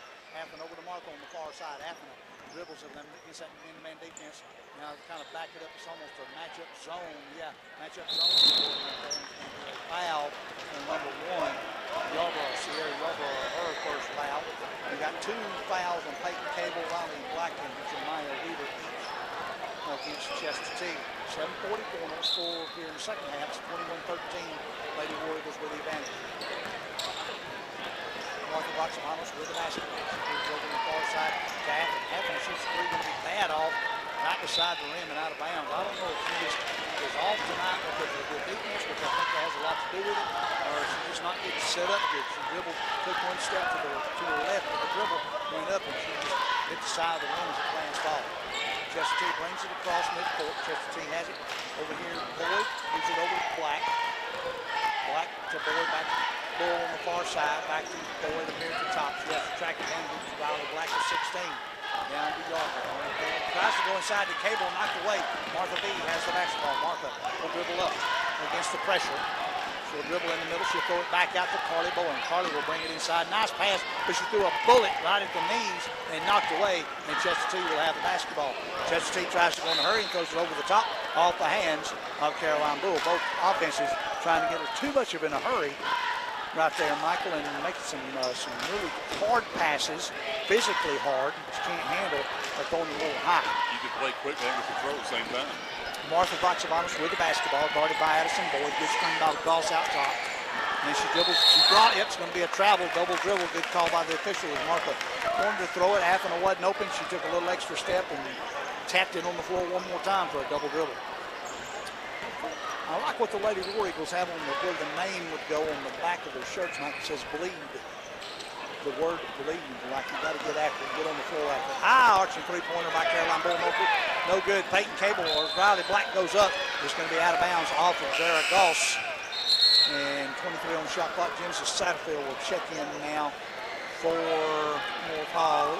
Coming in for Martha Voxavanos. Joe mentioned it's interesting how liberal that Georgia High School Association, probably the National Federation, has gotten with the uniforms. About a 6-footer right there from Peyton Cable after the entry pace and got it up over the top. 23-13, largest lead by Chestatee tonight. 10-point advantage now. Carly Bowen out front, guarded by Boyd. Carly gives it off to Braylon McCall. Braylon spots up, shoots a three off the rim. No good. Rebound by Cable on the far side. Gives it off to Bull. Bull dribbles up, got pressure, gives it off to Boyd. Comes back to Riley Black. Riley dribbles right in the middle, passes it outside the Bull, who will shoot a three. Good. Caroline Bull, 26-13 now. Lady War Eagles with a 13-point advantage. Carly Bowen will dribble up against the defense. Now they go over to Athena on the far side. Athena tries to go inside, goes in a reverse layup, no good. Tipped away. Riley Black comes away with it. Riley comes the other direction. He's going to bring it up, pull up from the elbow on the far side, no good on the short jumper. Gives it to Genesis Satterfield with the rebound, gives it off to Carly Bowen. 5:32 in the quarter. Carly Bowen will dribble up. She'll pull it back a little bit, waiting on offense to set up. Guarded by Addison Boyd. Braylon McCall wanted to go inside, but not there. Wasn't open. 19 on the shot clock. Zara Goss way outside. She's waiting for somebody to open. Gives it to Athena. Athena, timeout called by Eric Herrick, and it will be, we'll see what he's going to call. 30, I think.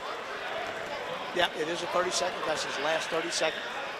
He's telling, look, y'all are out of position. He's got his little whiteboard out there, drawing directions, as I call it. Well, you can tell right now, Joe, what that Chestatee's done is taking North Hall out of the ball game when it comes to just a passing lane. Yep. And they can't get set the way they want. They've cut off the passing lane. They're very aggressive, even though it's a matchup zone. But they're playing so aggressive that sometimes the next pass is not there. Exactly. So it's tough to get them in there. And that one pass, when they actually had Zara open down there underneath, the pass that was made was right down at her ankles, and she couldn't corral it. And it was knocked away, and Chestatee recovered. 10 on the shot clock. Carly Bowen with the basketball. Gives it over to Braylon McCall with 7. Braylon, she pushed the girl off with her shoulder, and good job by number 1, Sierra Yarborough, as the North Hall girl getting her off of her since she's playing straight up defense, pushed her back to get some space, and that's the second time we've seen that call tonight. And actually a really good call by the official, in my opinion. Martha Voxavanos will come in for Braylon McCall. That's 4 on Braylon. Martha will come in. Martha has 2.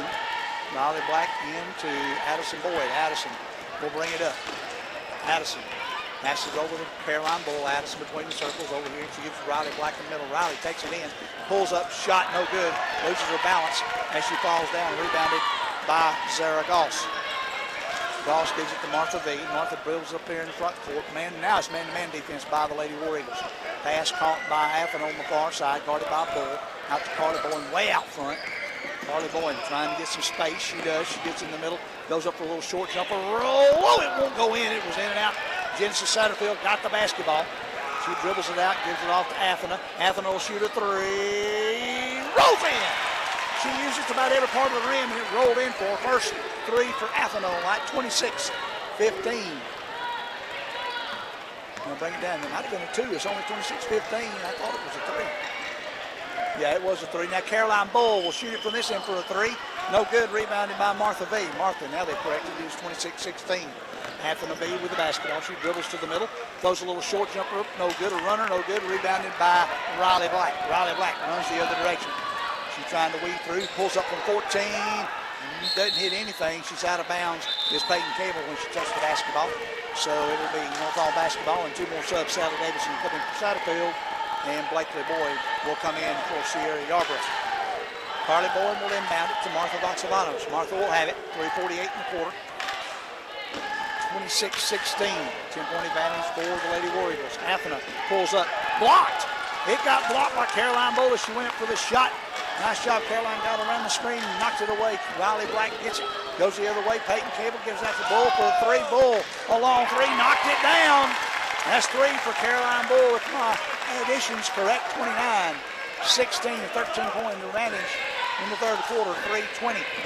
2 in this quarter for Joe. Athena V, top of the key, guarded by Bull. She's going to go down to Zara. Zara Goss, good job inside. Shot it, no good. Good defense by Riley Black. Riley comes the other direction. She dribbles up on the left side. She'll pull up. She'll shoot a three. In and out, no good. As Peyton Cable goes up, Sally Davison takes it away from her. Gives Sally the rebound and gives it off to Athena. Athena comes the other direction, lost it for a moment. Regains control, gives it outside to Martha. Martha top of the key to Carly. Carly dribbles inside, a little floater inside, ran over a girl. It'll be an offensive foul on Carly Bowen. And Peyton Cable draws the offensive foul.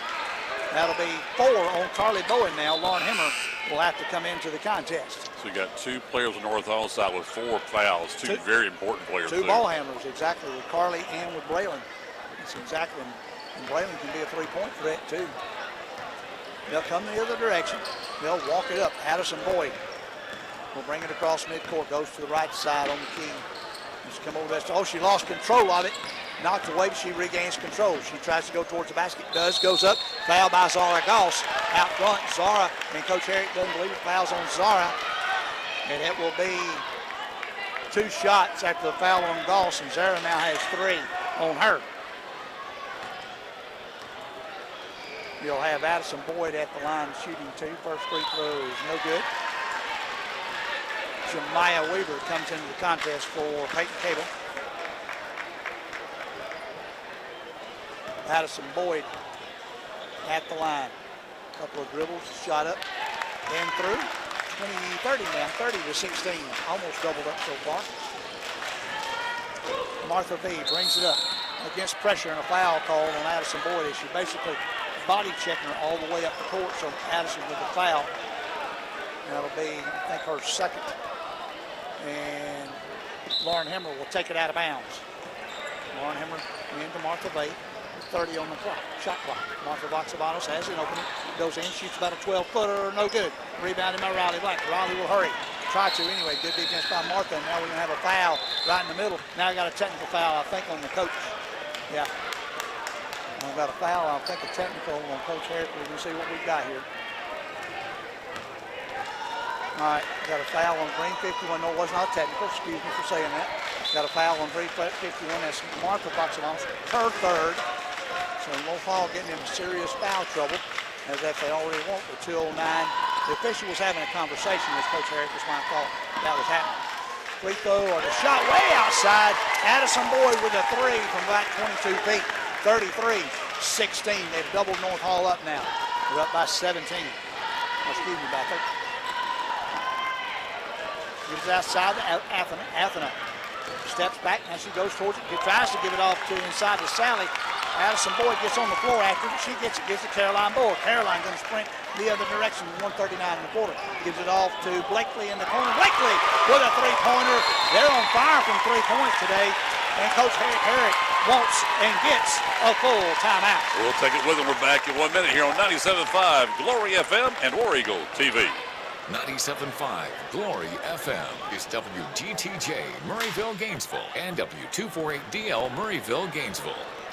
Thank you, North Hall. This is Chris Kinsey with Millie's Drapery and Decorating, and we would like to thank the North Hall community for their continued support. Since 1968, my family has provided the area with beautiful custom drapery, bedding, upholstery, blinds, shades, and more. If you would like some help with your interior design project, give us a call and we'll schedule one of our talented designers to give you an in-home consultation and estimate for your project. Call us at 770-5.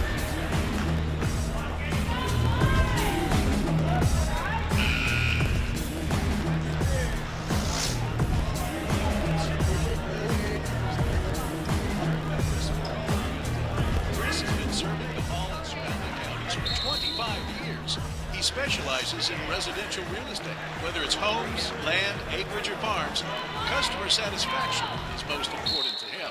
Find out more today. Log online to McCallProperties.com.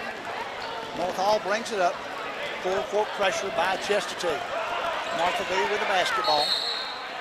We're going to have a foul on somebody on the far side over there, and it's going to go the other direction. Foul's going to be, and that is 4 on Zara.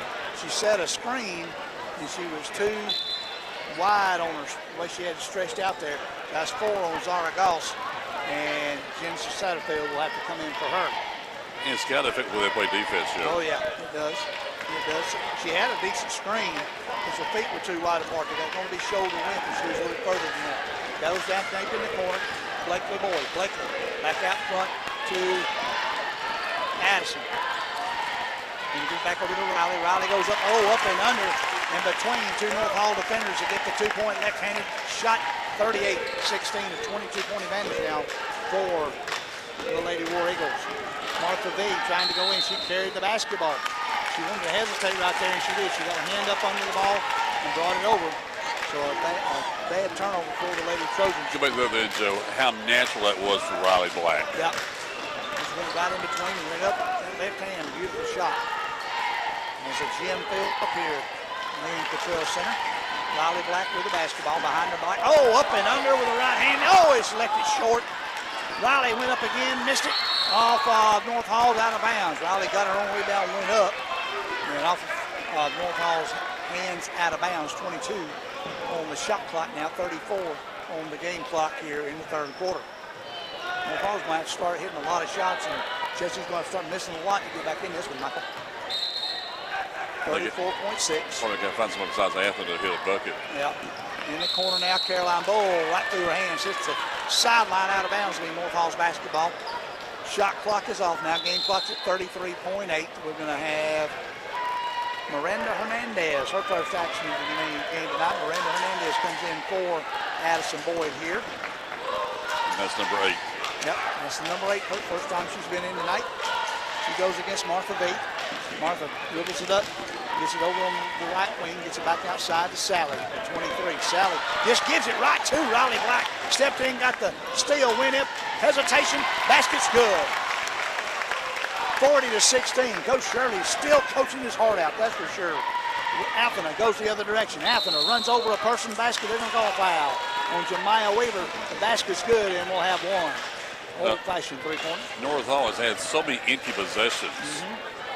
You can credit the Chestatee defense for most of it. Exactly. Now we've got Peyton Cable coming back in. She'll come in for Weaver. Weaver, that's 3 fouls on her. Peyton will come back in. Peyton has 2. Maybe 3. I think she only has 2. And Athena will try to complete the old-fashioned 3 and does. That makes it 40-19. I mean, Athens got 90% of North Hall's points right now. Yep. And you'll have Addison Boyd comes back in for Hernandez. They'll take the time. 7-6-5. Riley Black on the right wing. Riley comes this direction. She's going to try. Shoots a floater from the free throw line. No good. Comes out. Another shot, but after the buzzer's attempted, no good. It'll be 40-19. Lady War Eagles after 3. And we're back to the fourth and final quarter in 1 minute here on 97.5 Glory FM and War Eagle TV. Murphy's Law says if something can go wrong, it will. Like your heat going out during a cold snap. But Brooks Law says, don't wait in the cold. I'm Brooke with Conditioned Air Systems. And if your heat stops working this winter, you have 2 choices. Wait a while until someone else can get there, or call us anytime for fast service. You don't like to wait, especially in a cold house. Remember to obey Brooks Law. Call us at 770-536-7509. Conditioned Air Systems in Train, keeping North Georgia comfortable. Injuries are never planned and often happen after hours or over the weekend. That's why NGPG Orthopedic and Sports Medicine offers the Black and Blue Walk-In Clinic for injured athletes every Monday morning in their offices in Gainesville, Brazelton, Beaufort, Bushton, and Jefferson. No need to call. Just walk right in between 8:30 and 11:30 on Monday mornings. And one of their sports medicine and orthopedic doctors will be there to help identify, treat, and care for your injury. To learn more, you may visit ngpg.org/blackandblue. Fourth and final quarter. We mentioned in the pregame show that you got the girls to watch are Riley Black and Athens of Oxavon. The big thing is the supporting players, and right now, the supporting players of Chestatee are doing the job. Yes, they are. And we got one of them with the basketball. It's Addison Boyd. She has the basketball in the corner for Peyton Cable. Riley Black gets the errant pass. She goes in. Thought they might have had a travel. Didn't get it called. Caroline Boyd into this corner. Gives it off to, was shielded by Cable. Shot a three, no good. Rebounded by Black, who shot the two in, good. 42-19. Riley Black with the rebound and the stick back. Carly Bowen on the far side, gives it off to Athena. Athena comes through a screen, good job. She goes to the basket, goes up. She just didn't get it off the glass high enough, and it's going to be a held ball. I mean, no balls basketball. Good by Genesis. Good job by Genesis Satterfield right there to reach in and force the held ball with Chestatee. I mentioned earlier, maybe a little higher percentage it should be for Athens. She's got in double figures, and Genesis has 6 so far, according to our stats. Come the other way. Out front, top key, three-pointer, no good. Athena missed that one. Genesis grabbed it, slung it back in, and not to a Chestatee player. Peyton Cable, she gives it over to Addison Boyd. Boyd brings it up across midcourt, goes in the corner. Good hustle by Henry, can't knock it away. They go over to the top side. Riley Black shoots a three, short, rebounded by Yarborough. Yarborough goes in, she's fouled by Lauren Henry. Well, good position by Sierra. No foul's going to be on number 3, Lauren Henry, like I said. Braylon McCall getting ready to check back in. Braylon with 4. They have somebody that can handle the basketball out there, maybe another shooter. But Joe, we've seen so many times the defense can shut down a team and make it a ball game get out of hand, make you look bad when you're not. Now, when you're cold and not hitting anything, that's for sure. Braylon will come in for Lauren Henry right there. First free throw by Sierra Yarborough is no good. She'll shoot one more. Second one is up and in front, back there in front rim, backboard and in.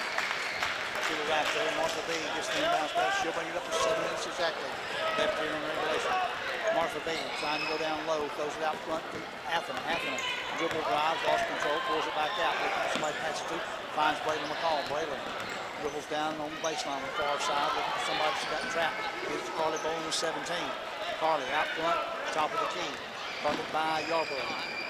Bowen looking for somebody to pass it to. Found Martha B.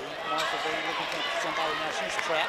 She steps underneath. Nobody there. And got Saber right there with a foul on number 2, Addison Boyd. Being able to call basketball. We set to 25 on the shot clock. We can hear Coach Sutton Shirley, Joe, just screaming at the girls to move. Blakely Boyd with comes into the game, excuse me. Genesis Satterfield with the ball, gives it on the corner to Braylon. Braylon's going to shoot a high arching 3 short. Rebounded, knocked away. Genesis tries to get it. It's going to be off of Caroline Boyle. It's going to be North Hall's basketball. They got a little reprieve right there.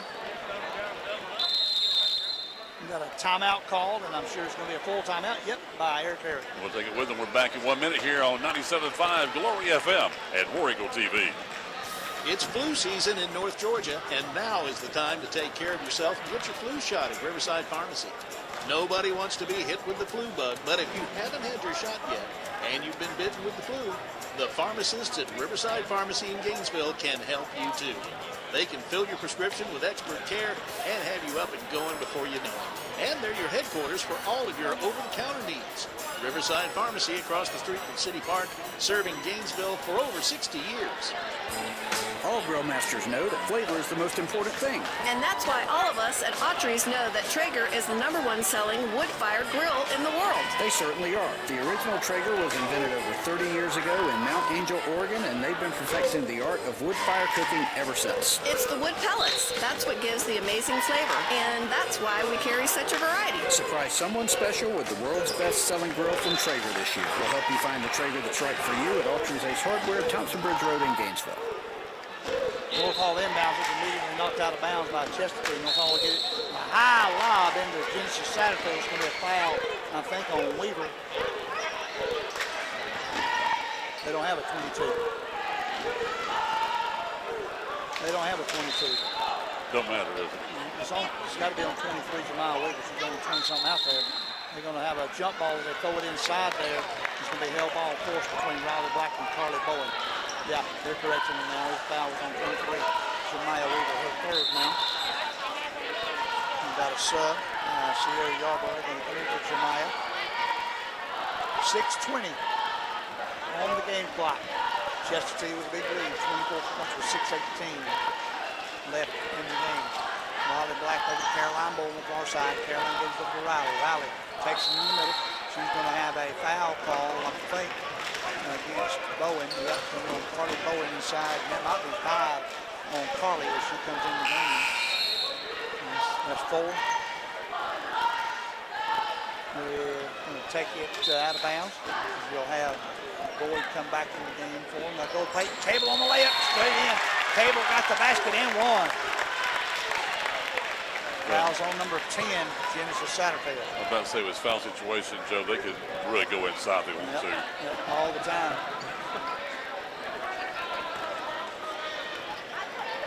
The 45-19, 46-19, 6:07 in the clock. From the other direction, Martha B has the basketball. Martha gives it over to Athena. Left wing, excuse me, comes back to the other direction, trying to go inside. Gives it to Martha, way outside, shot a 3 over the top of the right board. No rebound. Rebound's going to be by Sierra Yarborough, and she's fouled by Genesis Satterfield, and that will be 2, I think, on Genesis. Lauren Hemmer now will come back in the game. And let's see, Blakely Boyd will come back in the game for Chestatee. You've heard Alice Sink. That's what Chelsea's done at North Hall tonight. Not really, not Sink. And they haven't shot ball. Shaq have not shot the ball well tonight. And that adds a lot of misery to it. Bobby Black over to Addison Boyd, back to Black. Black will spot up. She'll shoot a 3, be low, out of bounds. Not out of bounds, it's off the side. Boxavanos, Athena comes the other direction in a hurry. Throws one up, no good. Rebounded by Blakely Boyd. Blakely tries to go in a hurry, gives it to Riley. Riley will pull up. She tries to dribble across the top of the key. She pulls it back out now. Then going to go in the corner, going to try to. Now she goes over to the far side to Addison Boyd. Addison goes into Peyton Cable. Goes outside on the far side to Boyd. Blakely Boyd knocked out of bounds by North Hall with 19. And you can probably see from our broadcast of Oregon TV, they go inside, kick it back outside. If somebody's open inside again, back to them. Caroline Bull will come in for Riley Black, giving her a break, gives her a little advice, and she'll come back to the table and check back in. Come way over the top, it'll be out of bounds off of Chestatee. Trying to get it inside or into the game for Blakely Boyd, but it was thrown way over her head. Braylon McCall's going to come back in, and we've got Riley Black and Jemiah Weaver back in the game for Chestatee. McCall has the basketball. McCall will throw it in to Athena Boxavanos, 5:16 remaining in the contest. Athena brings it up into the front court, 32 on the shot clock. Going against Caroline Bull. Gives it over here to Carly Bowen in the right wing. Gives it back to Braylon at the top of the key. Somebody gives it to Athena out in the corner. Athena tries to dribble in. She does. She lost her balance, and you're going to have a travel call. And she lost her balance trying to go up to the shot. Drug the back foot for a walk. You enjoy his feeling. Hearing Coach Sutton Shirley reminds me of Joe Dixon at East Hall. Yeah. It's like he's coaching his heart out, like he didn't know what the score is right now. You know. Exactly. He probably don't pay attention. I'm sure he noticed. Sisters probably tell him that he's coaching. He just wants him to get better. They go inside to Weaver with a left-handed layup. Good. Nice ball moving. Went them in the corner to Blakely Boyd over to Weaver and got the left-handed layup. She just sprinted in. North Hall's limited their fouls. Carly Bowen looking to do something. She's going to try and take it to the hole. She does. Oh, a short little from the baseline, little baby hook there, if you will. Got it to go and the foul. That's a good thing to happen for North Hall in a few minutes, Mike. A long time, buddy. 4:29 got the bucket to go. An old-fashioned three-point attempt now by Carly Bowen. And get to the other end. There's only so much North Hall can do on defense with the fouls they got right now. It's 5 on Jemiah Weaver. She'll have to come out, and they'll put in Peyton Cable. And Riley Black has just come out. Chestatee with the first disqualification on fouls tonight. Interestingly enough. Of course, they play 7, maybe 8 strong. First free throw, or the extra three-point. To finish off the old-fashioned three-point play, Carly Bowen knocks it down. Her first points, right? 48-22. Yeah, she didn't have any at the half, so that's 3 for her now. Goes in the corner to Yarborough. Yarborough play outside the Boyd. Over the Bull to Yarborough for 3. Yarborough, no good. Rebound. As 3 North Hall players went up for it. And Athena V comes down. She runs into the front, gives it off to Carly Bowen. Carly dribbles another floater into the middle. No good off the rim. Zaragoza goes after it. Being knocked out of bounds off Sierra Yarborough. And 15, Riley Black will check into the game for Addison Boyd. They all kind of can go in and play any position in there the way that Sutton Shirley uses his players, Mike. Sure does. And Riley doesn't come out very often. No, she doesn't. Come in and get a little instruction. That's about it. Carly Bowen over to Lauren Hemmer. Lauren trying to go down the side, and she's going to run over the player for Chestatee right there who's getting up, who was at that Peyton Cable offensive foul on Lauren Hemmer. Lauren, I think that is 2 fouls on Lauren now. 48-22. Just under 4 minutes, 3:55 left here in the game. Riley Black trots it across midcourt, gives over to Caroline Bull on the right wing, back to Riley. Riley thought of that going in the corner, gives it to Caroline. Caroline's going to shoot it long. Howard's in three and knocks it down. 51-22. 3:39 now in regulation. Carly Bowen with the basketball on the right wing, back to Lauren Hemmer at the top of the key. Lauren has it going against Blakely Boyd, gives it over to Carly Bowen. Carly has the basketball. Carly with 19 goes up, and she's going to have a foul call on Peyton Cable as she went up for the shot. Got her with a body. They're saying he hit her, but I think she got her with a body. She went up that time. Either way, it's a foul, and Carly will be shooting 2. You can remember this ball game, too. It was 5-4 at one quarter play. Well, 5-4, and then in each of the next 2 quarters, been 16-9 and 19-6. First free throw is no good, and Addison Boyd will come back in the game. She comes in for Caroline Bull. So double digits to single digits there in the second, third quarter before Chestatee went their way. Yeah, top 10 team in the state. Yep. Second free throw off the rim, the ball's out of bounds. And actually, when you look at the numbers, Mike, Chestatee outscored North Hall by 20 in the middle 2 quarters there. 16-9, which was 7, and 19-6 was 13, so 20 points in those middle 2 quarters after North Hall had the 1-point lead, and now they're up by 29. You've got to keep the shot clock in the game clock. There's 3:20 on the game clock. Official came down, got it squared off. It will be Chestatee's basketball. Addison Boyd inbounds it to Riley Black. Riley will trot it across the midcourt line. North Hall in a 1-3-1 defense. Addison Boyd, top, knocked away by Athena Voxabanos. Athena gets it. She's going to try and go all the way in. She does. Lays it up and in with the left hand. 51-24. Addison Boyd brings it across midcourt. Addison, far side, gives it to Riley Black. Riley takes it in the middle. She's going to kick it back out onto this side. I think that is number 10. Yeah, Blakely and Peyton got the rebound. Got tipped away after the shot. North Hall gets it. Lauren Hemmer brings it up. She's going to go to Sally Davidson. Sally gets it back to Lauren. Lauren dribbles in. She's going to try and go to the basket. Left-hand play up. No good. Rebounded by number 2, Addison Boyd. Addison, excuse me, will come the other direction. She's going to walk it up this possession. 2:30 left in the regulation. Goes into Peyton. Far side to Sierra. Back over here to Addison to Riley. Riley. Now she kicks it in the corner to Boyd. But Blakely Boyd knocks down a 3. 54-24, the biggest lead of the night at 30 for the Lady War Eagles.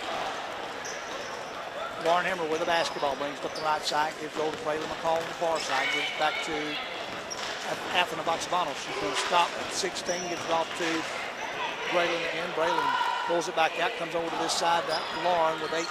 Lauren looking for somebody to move, and they don't. They give them far short to Braylon. Back over to Athena, top of the key. She's going to dribble inside. A little floater in there off the back rim. No good. Rebounded by Hemmer. Hemmer's going to just throw it up, try to get a rebound. It's going to be a foul on Sarah Goss, and I think that'll be 5 on Sarah. It will be.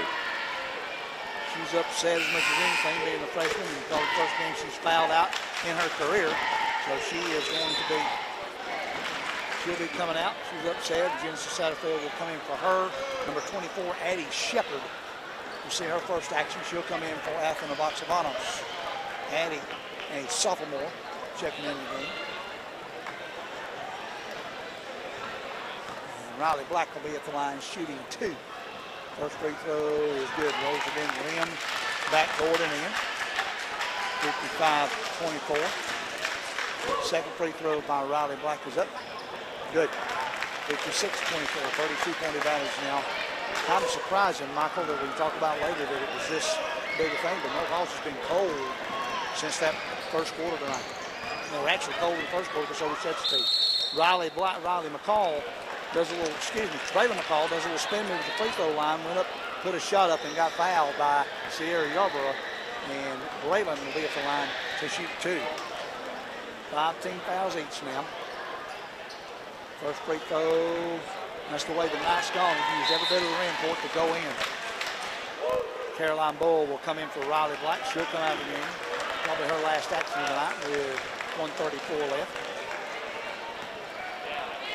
Braylon McCall at the line, second and 2. Free throw is off the rim, no good. Sally and Jensen's go up and knock it away from each other, and Blakely Boyd gets it, gives it back to Caroline Bull with 1:27. Caroline Bull brings it across midcourt, top of the key, gives it over here to Hernandez, back to Bull. Bull on the far side to Blakely Boyd, go inside to Sierra Yarborough. Sierra on the baseline from about 8 feet, knocks down the 2-pointer, 58-25. That's a better shot for her than the 3. Yep. Come up in a hurry. Genesis Southfield has it. Trying to go over to Sally. She does. Sally spin move in the middle. Just a little bit more juice on that. She had a nice little turnaround, but it missed. And Chestatee comes the other direction. Now he's going to run some clock right here, I think. Gives over here to Hernandez. Miranda gives it back out to Caroline Bull. Caroline on the far side to Blakely Boyd. Down to Peyton Cable. Another little 2-point shot. Not there by Sierra. No good. Cable gets the rebound. Goes in. She's fouled by Satterfield. And Cable will be at the line to shoot 2.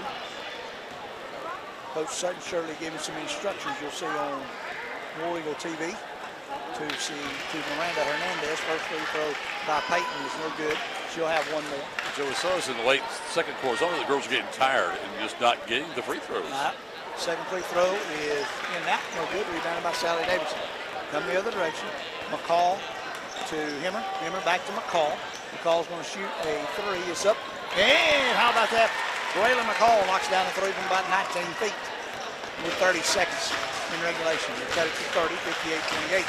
They'll take the time since the shot clock's off. Probably just stand out. Not shot clock, but the game clock. I'll get it right in a second. The shot clock is off. There's only 16 left in the game. Now they're out front. She can dribble. They're going to have the North Hall player just back off. She'll dribble out front.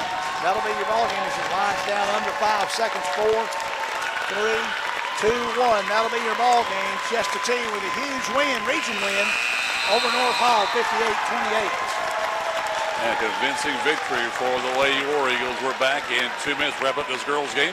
Then we get ready for the boys' game. I'll talk with Athletic Director Dave Bishop and more here on 97.5 Glory FM and on War Eagle TV. Siphon Logistics' commitment is to provide you, the customer, with on-time pickup and delivery every time. Members of the Siphon family have been in the transportation business since 1984. The Siphon Logistics transportation professionals are available 24 hours a day, 7 days a week, providing maximum flexibility and options to produce the most successful shipping arrangements. Call Siphon Logistics at 770-287-8485 and take a look at their website at siphonlogistics.com. Here I am on the road again, ready to pick up the kids from school, go by the grocery store, and do all the things a busy mother does. It's because I just left North Hall Tire and Wheel, where they made sure I was ready to go. They put on a fresh set of tires, checked the brakes, and even the battery. I know I can trust Mike and Matt and the guys at North Hall Tire and Wheel. They have everything you need, all the name brand tires at the best prices, and the service you need. They're on Cleveland Highway in Gainesville, so give them a call at 770-297-5308. This is Representative Lee Hawkins. You're represented to the state legislature. I want to wish all the local athletes in our area the very best this season. Your team is very important to the success of our community, and I look forward to seeing you play this year and to see what you accomplish in the classrooms and in the community. I also look forward to serving you and your family in the state legislature. This message paid for by the committee to re-elect Lee Hawkins. Chick-fil-A is a proud sponsor of Hall County Athletics and the great student athletes that compete on the fields, courts, tracks, and mats. Chick-fil-A was introduced into Hall County way back in 1987 at Lakeshore Mall. Throughout the years, they've been blessed to develop countless relationships with the schools here in Hall County. They're thanking everyone for their support of Chick-fil-A, which allows them to help support our schools, coaches, and student athletes. In Gainesville, you'll find Chick-fil-A on Jesse Jewell Parkway. Eat more chicken. 97.5 Glory FM, teaming up with War Eagle TV for a broadcast this evening at Chestatee and North on. Impressive victory for the Lady War Eagles in game one, winning by a score of 58-28. Joining me here between ball games, athletic director David Bishop. Good to see you, friend. Hey, good to see you, Mike, as always. So you got this ball game this evening. This is your last home game for a while, for almost another month. So getting ready for the holidays, right? Absolutely. You know, we're looking forward to getting through the night and getting into Lanier Land. Our girls are going to be traveling to Disney and doing a tournament down there. So a lot of excitement going on. Tell me the logistics of doing that. You going with them? I am not. I went to Disney last year, and that's my one time for a while. So, but I loved every minute of it. But you know, for these girls, it's something special. They got an invite last year because of all the good things that they were able to do and accomplish. So where do they play at? They're at the ESPN Center, or where do they play? As far as I know, it's going to be that ESPN, is it the World of Sports or whatever conference. Yeah. Wow, that ought to be a trip, man. Yeah, and it's a good team building and bonding situation where they're going to still be able to play basketball, go to some of the parks, and really get to enjoy being around each other and being around the coaches. All right, first semester ends next Friday for you. How's it been now, the growing pains for you in this first semester? Well, I'll tell you, I've got a mentor, and you know, I saw him the other day, and he said, I was wondering if you were okay. He said, because it's been a while since you called, because early in the season, you know, early in the year, I was probably calling him 2 or 3 times a day, and now it might be one every 2 to 3 weeks. So obviously a lot of learning, but it's been a great experience for me. I love the community and just the people I get to work with every day. It's been fun. The biggest thing is it's much different being an administrator than being a coach, isn't it? Well, you know, the answer to that is yes, but at the same time, I get to coach coaches. Exactly. And so, you know, we've got a lot of young coaches that some of them it's their first time around, and so I have a lot of opportunities to spend time with them as well. Well, you got a good one here. So the new boys basketball coach, Alan Griffin. Alan is tremendous guy, and we have, you know, he was a former athletic director, so there's times that he and I get to talk and, you know, bounce ideas as AD off of each other. And that's a good thing. How about the rest of the team? Oh man, let me just tell you, you know, wrestling's doing well. You know, there's been a little bit of a change with Coach Whitlow, but he knows wrestling. I think he's been in Hall County forever. Was at North Hall for a while, and he's been at Chestatee since the school opened. And so he's back in the wrestling mats, and you know, they've got a little bit of growing pains right now. They've had a few kids that got injured and stuff, but they've had some really good matches against some of the top teams in higher classifications as well. So we're excited. You know, it's good too when you get some players in any kind of sport. You have some differences. Back in the wrestling match, let's see if we can finish the thing and straighten out some things. You know? Yeah, absolutely. Definitely. You know, wrestling is definitely a tough sport. Well, going to basketball here, we're seeing how important these sub-region games are. Girls are 2-0, boys looking to go 2-0, and you see how big this region is, and having sub-region, boy, it makes a lot different, and every game's so important. Yeah, absolutely. You know, you can't let up. And you know, I had an opportunity. I'm not going to get who it was, but I had an opportunity to talk to one of the girls the other day. I said, "You ready?" Yeah, I'm just so nervous because every little thing matters, and so you've got a student athlete who recognizes it and well. And I said, look, man, just go out there and play as hard as you can. Give your best effort, have fun. Forget about all this other stuff, because when you do those kind of things, they'll take care of themselves. Yep. We're talking to athletic director Dave Bishop here between ball games between Chestatee and North Home. You know, I'm already trying to get ready for next year. I trade emails with Griffin Olson and the baseball schedule. Boy, it starts in just a couple of months, and I'm sure they're all out there practicing. Oh, listen, you know, I've got a meeting with all the spring coaches on Monday, and I said, guys, look, we're fixing to go on break on Friday, and when you come back, you've got about 2 weeks, and you're at it. So we've got to be prepared, you know, with eligibility and tryouts and everything else as soon as we get back from break. Well, you're getting a long break, too, aren't you? Yeah. About time, yeah, I was thinking to myself, I don't know about a long break, you know, as the athletic director. 2.5 weeks, yeah. You're busy during that time. That's right, and you know, with Lanier Land coming up, you know, you're going to be busy with all that as well. So. All right, Mr. Tibbett, I was looking at 2 different things. Isn't it what West Hall, Lakeview Academy, and Johnson, do you know? Correct. Okay, in that order, right?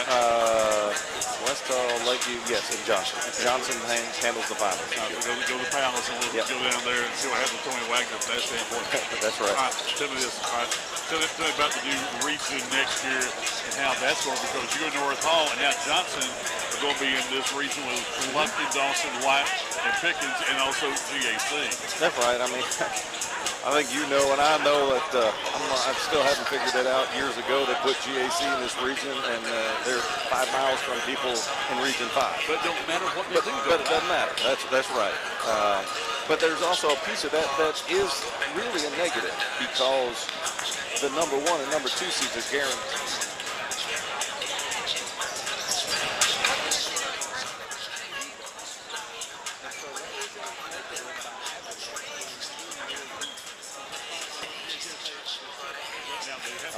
Oh no, they've got it. They've got it down. They've got it down. So infinite wisdom, man. Yeah. Oh my gosh. Yeah. Tell me about it. So have you got a football schedule yet?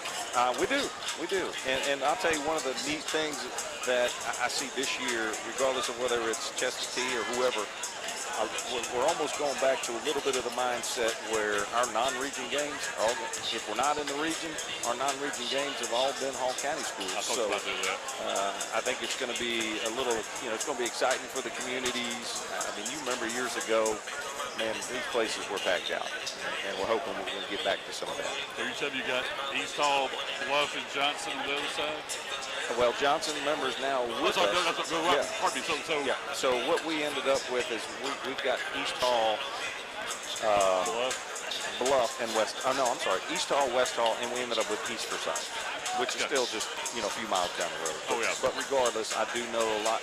After talking to some of the coaches in the area, most of them have Hall County schools as their non-region as well. Yeah. So that's going to be a lot of fun. All right, so final thing for our listeners and our viewers here. It's great teaming up with you and Stephen for Oracle TV. This is one of the biggest blessings anybody can have in my mind, to see this thing going. And that's just another great asset you have here at the school. Oh, and Stephen does a tremendous job. I had the opportunity to work with him at North Hall. He kind of started, we got the scoreboard, and he was able to, we got to have a great relationship. He started building that piece, and then just, there was an opportunity to build a video production program here, and it's just taken off. I mean, Teacher of the Year and everything else. So. About these players here at Chestatee High, the seniors who'll be going on the next level. I know Coach Wilbanks is.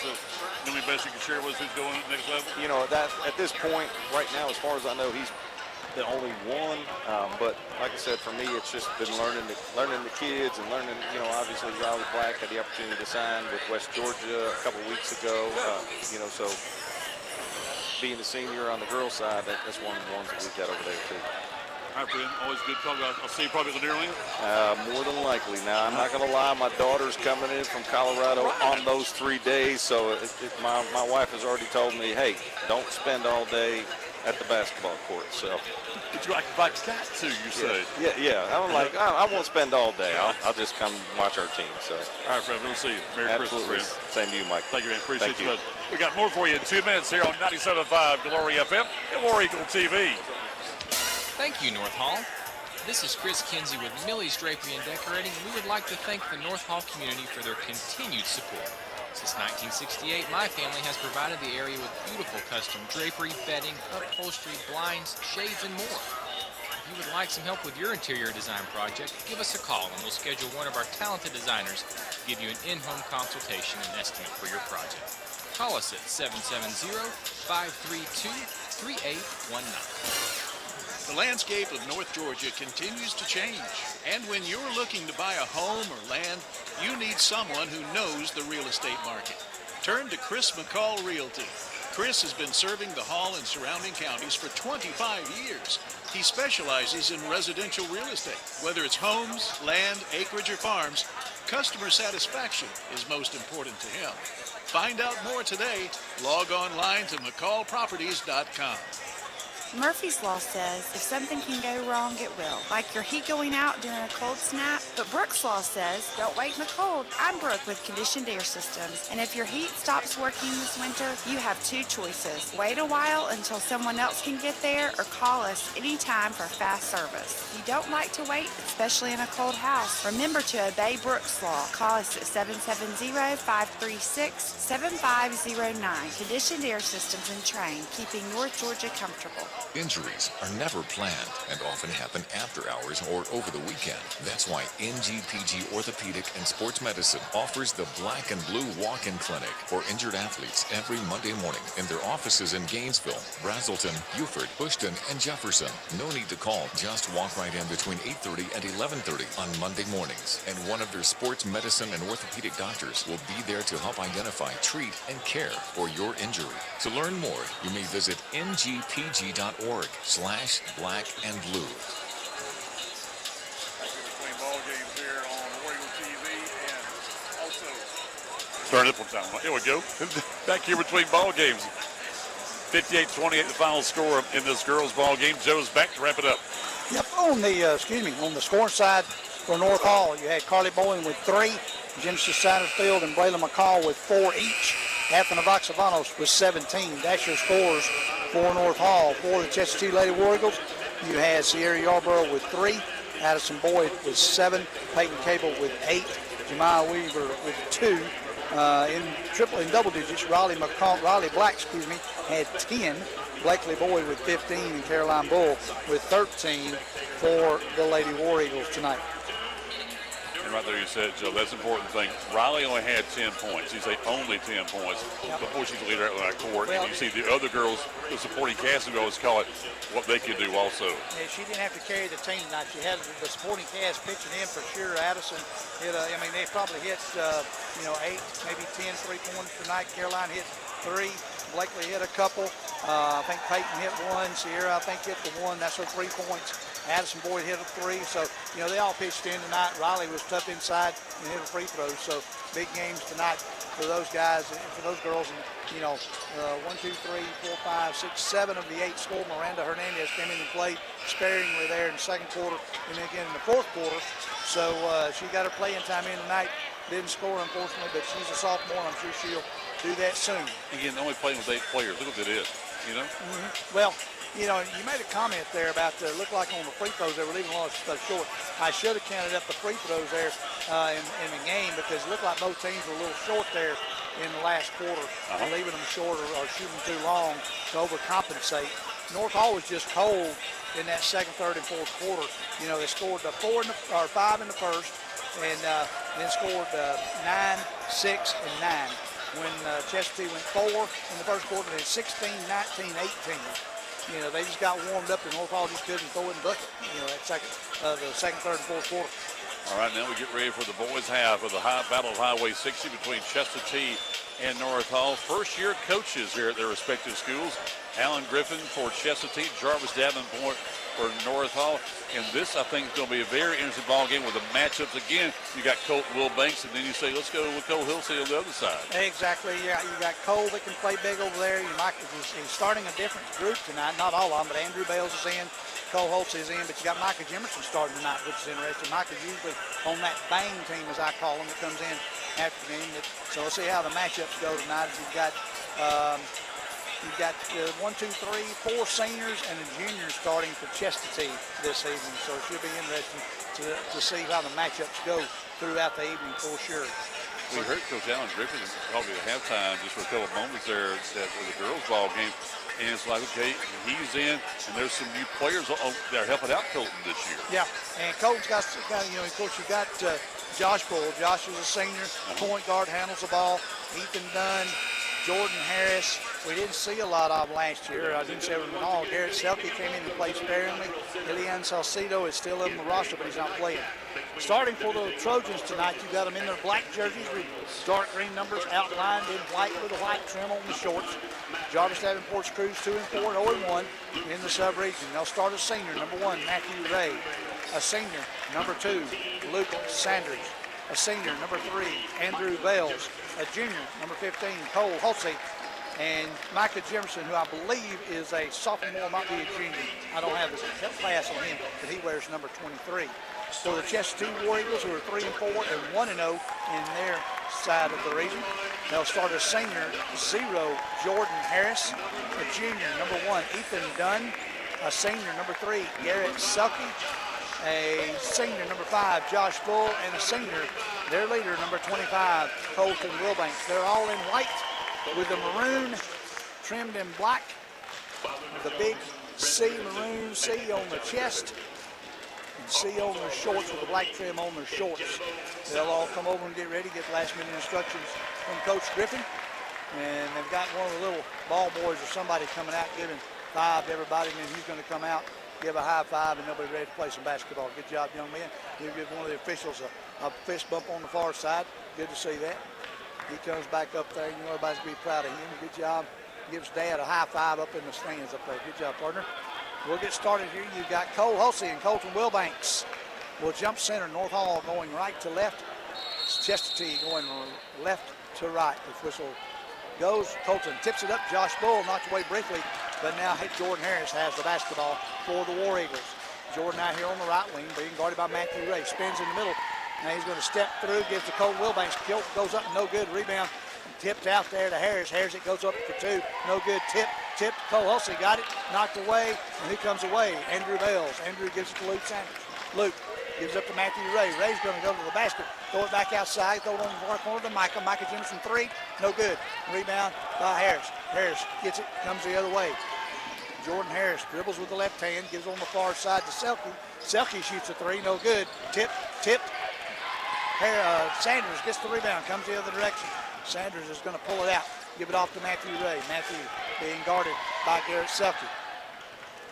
He's going to dribble down the baseline. Give it off to Micah. Back to Luke. Luke's going to shoot a 3. Luke knocked it down. Knocked down the 3 from about 22 feet. That is big for him to get one early. 3-0. Trojans lead it early. Selke in the backcourt. North Hall will press a 1-2-2. Get it across the top to Harris. Harris going up against Ray. Gives it off to, and they're going to have a foul. I think it's going to be an offensive foul. Yeah, called on Ethan Dunn. Matthew, was it Hulsey, I think, picked that one up. They'll go the other direction. Matthew Ray inbounds it to Sanders. 6:50 in the quarter. Just getting started here in the boys' game. North Hall leads it 3-0. Sanders has it. Right to Jimerson. Left wing back to Sanders. Goes on the far side to Matthew Ray. Deep in the right corner. In and out. Comes down. Rebounded by big number 3, Garrett Selke.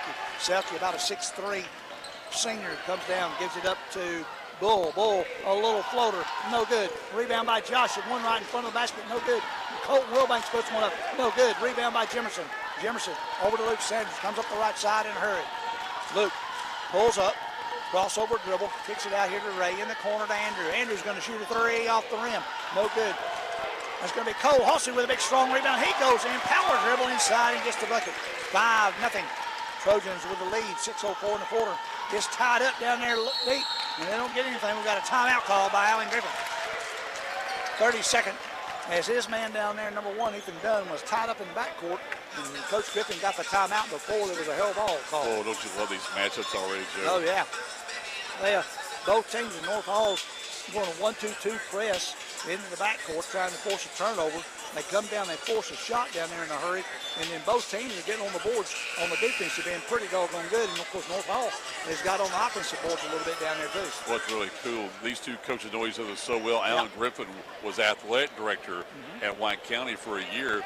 There with Jarvis Davenport as one of his coaches. Yes, he certainly was. Jarvis was one of his coaches. I'm sure they've been known each other for longer than that. So they're going head-to-head tonight. Josh Bull with the basketball with that press from North Hall. Throws a BB up to Colton Wilbanks. Colton's going to have a travel call as he tried to start and stop and to put the ball on the floor, and he waited a little bit too late to put the ball up. Ball on the floor, excuse me.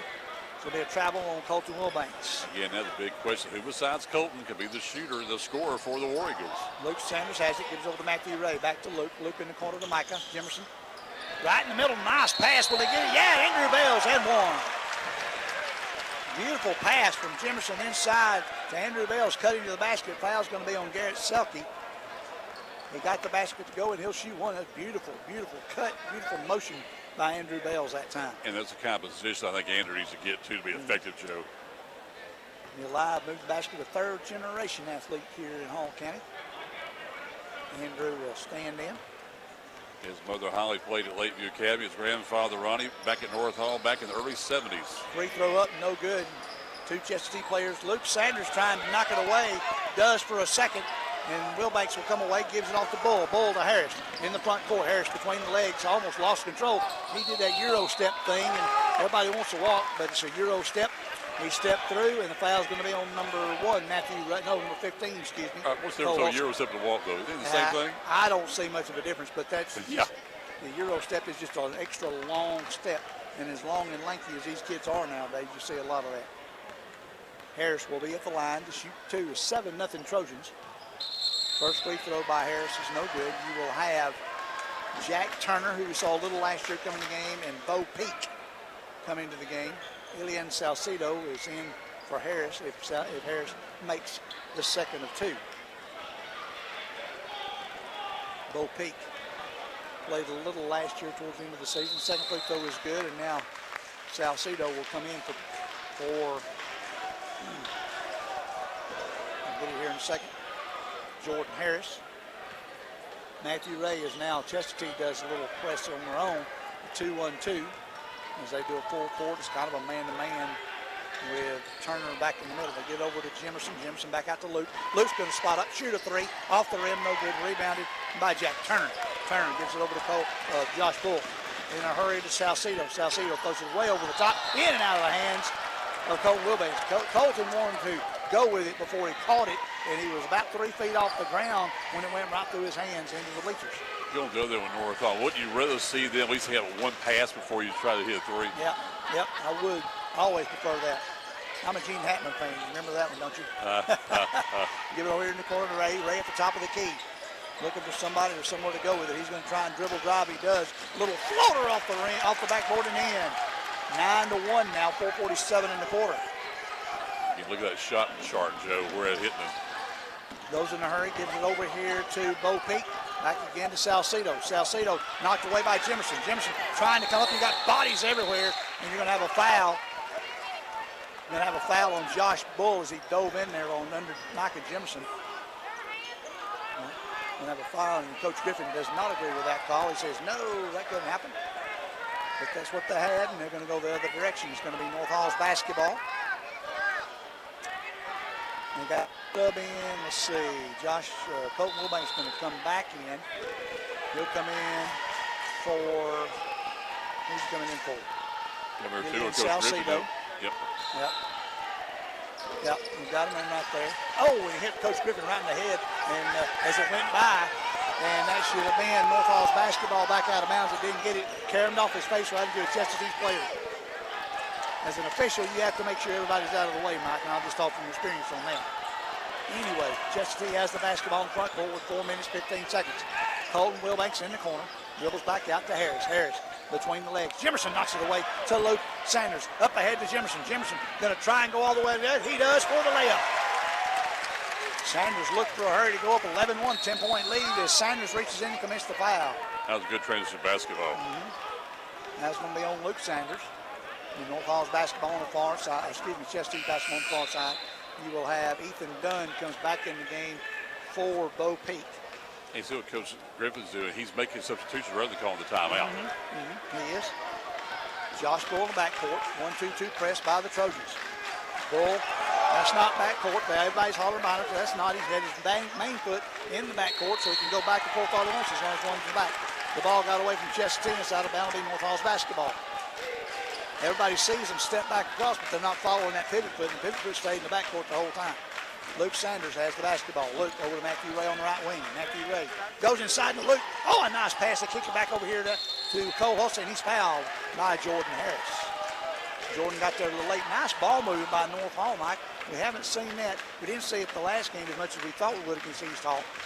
So they're banging it inside, Joe. Yeah, Luke's had the three-pointer, but trying to get more inside. 3:40 here in the first quarter. Look, you can get both Andrew and Cole, you're in good shape. Tipped away there. Cole comes away with it. Cole's going to try and go up, tries to go back to Luke and knocked away. And look at that. Matthew Ray comes away with it, goes in for the layup. Good. Knocked away, knocked out of a hand of a Chestatee player. Now North Hall will come up in a press. It's 13-1. Josh Bull in the backcourt. He's going to be double teamed. They go over here deep in the corner to number 22, Turner, for a three. And Jack Turner knocks one down from 22 feet. 13-4 now. Big basket for the War Eagles right there, Michael. Luke Sanders has it on the right wing. Luke goes over to Matthew Ray. Matthew, left wing, goes to Andrew Bales. Andrew gives it off to Jimerson. Jimerson goes to the basket, tries to shoot a floater, then misses it, gets his own rebound, shoots it, no good. Chestatee gets it, Turner does, and that's going to be out of bounds off of North Hall, and it will be Chestatee's basketball. Now, here comes the Bang team. You've got Sosby, Emi, Spain, Peyton, and Brecken Kirby coming in the game for North Hall. Those guys that were in there, Mike, gave about, well, heck, they gave from 8 minutes to the 3-minute mark, so 5 minutes of hard basketball right there. And the big question is, a lot of North Hall fans, hey, they got the hot hand. Why don't you keep them in? Yeah, Garrett Selke throws it in. Jordan Harris in the front court. Jordan dribbles between his legs, goes in, runs over Emi, offensive foul. Roland Emi gets in position, and Jordan Harris runs all over him, and offensive foul. In the games we've seen North Hall, I'm a Roland Eli fan. Boy, that boy, he can play. And now the officials on that end is Coach Griffin gives him an earful from midcourt, and now he gave Coach Griffin and a warning instead of a technical foul, and now Coach Griffin is letting the lead official know a few things too, but he was way up here in front of me right here at the midcourt line. I'm sure that's when I got the warning. Corbin Sosby with the basketball. Corbin back over to Emi. Roland looks inside, dribble drive, pulls it back out, gives it to the Gunner. Gunner thought about it for a second. He goes back to Roland, knocked away, stolen. Harris is going to get it on the breakaway from Bull and gets the layup good. 13-6. Comes the other way in a hurry. Emi with the basketball. He's trying to go all the way. He's going to pull up. He got to travel as he stopped, moved his pivot foot. Good defense as it made him stop. They got it right in front of him. Now the starters will come back in. Those 5 out, and you'll have the 5 starters back in the game with Jimerson, Hulsey, Bales, Ray, and Sanders. But you can tell, boy, the momentum really shifted with them out. All right, Coach Griffin still letting the official that called the warning a minute ago, still letting him have it. Josh Bull has it on the far side, trying to beat the North Hall player, and got the layup and one. Josh Bull, nice job on the cup side. It's going to be on Ray or going to be on 3, Andrew Bales. I knew it was him or Bales won. Bales picked up the foul, got him as he went by. The basket was good and won. So Chestatee making a little comeback here. It's 13-1. It's 13-8, trying to make it 13-9, and they do. Cut it to 4 with 2:15 in the quarter. Sanders with the basketball. They bring it up. Sanders, Luke's going to thought about pulling up. He's going to have a walk right there. They can't keep that pivot foot down. They commit, and they're looking through, and they try to step through, and they drag that pivot foot. Both sides are doing it. That yelling you hear is coming from Coach Griffin. If you see it on War Eagle TV, Coach Allen is getting into his coaching mode. But Josh Bull comes the other way, and it's going to be off of Luke Sanders. Luke begging for him to go his way, but guess what? Luke knocked it out. If you remember Allen, he was the Airland champion just a couple of years ago. Yep. Garrett Selke goes over here in the back court to Josh Bull. Josh brings it across, guarded by Sanders. Bull pulls up, throws it back out here to Wilbanks. Wilbanks now he's going to try offensive foul, I think. Well, then, they're going to have a blocking foul. Blocking foul on Cole Hulsey. And I think that's 2 on Cole now. No, that was Andrew Mendoza. Yeah, he got there a tad late, so that'll be that's 2 on Cole.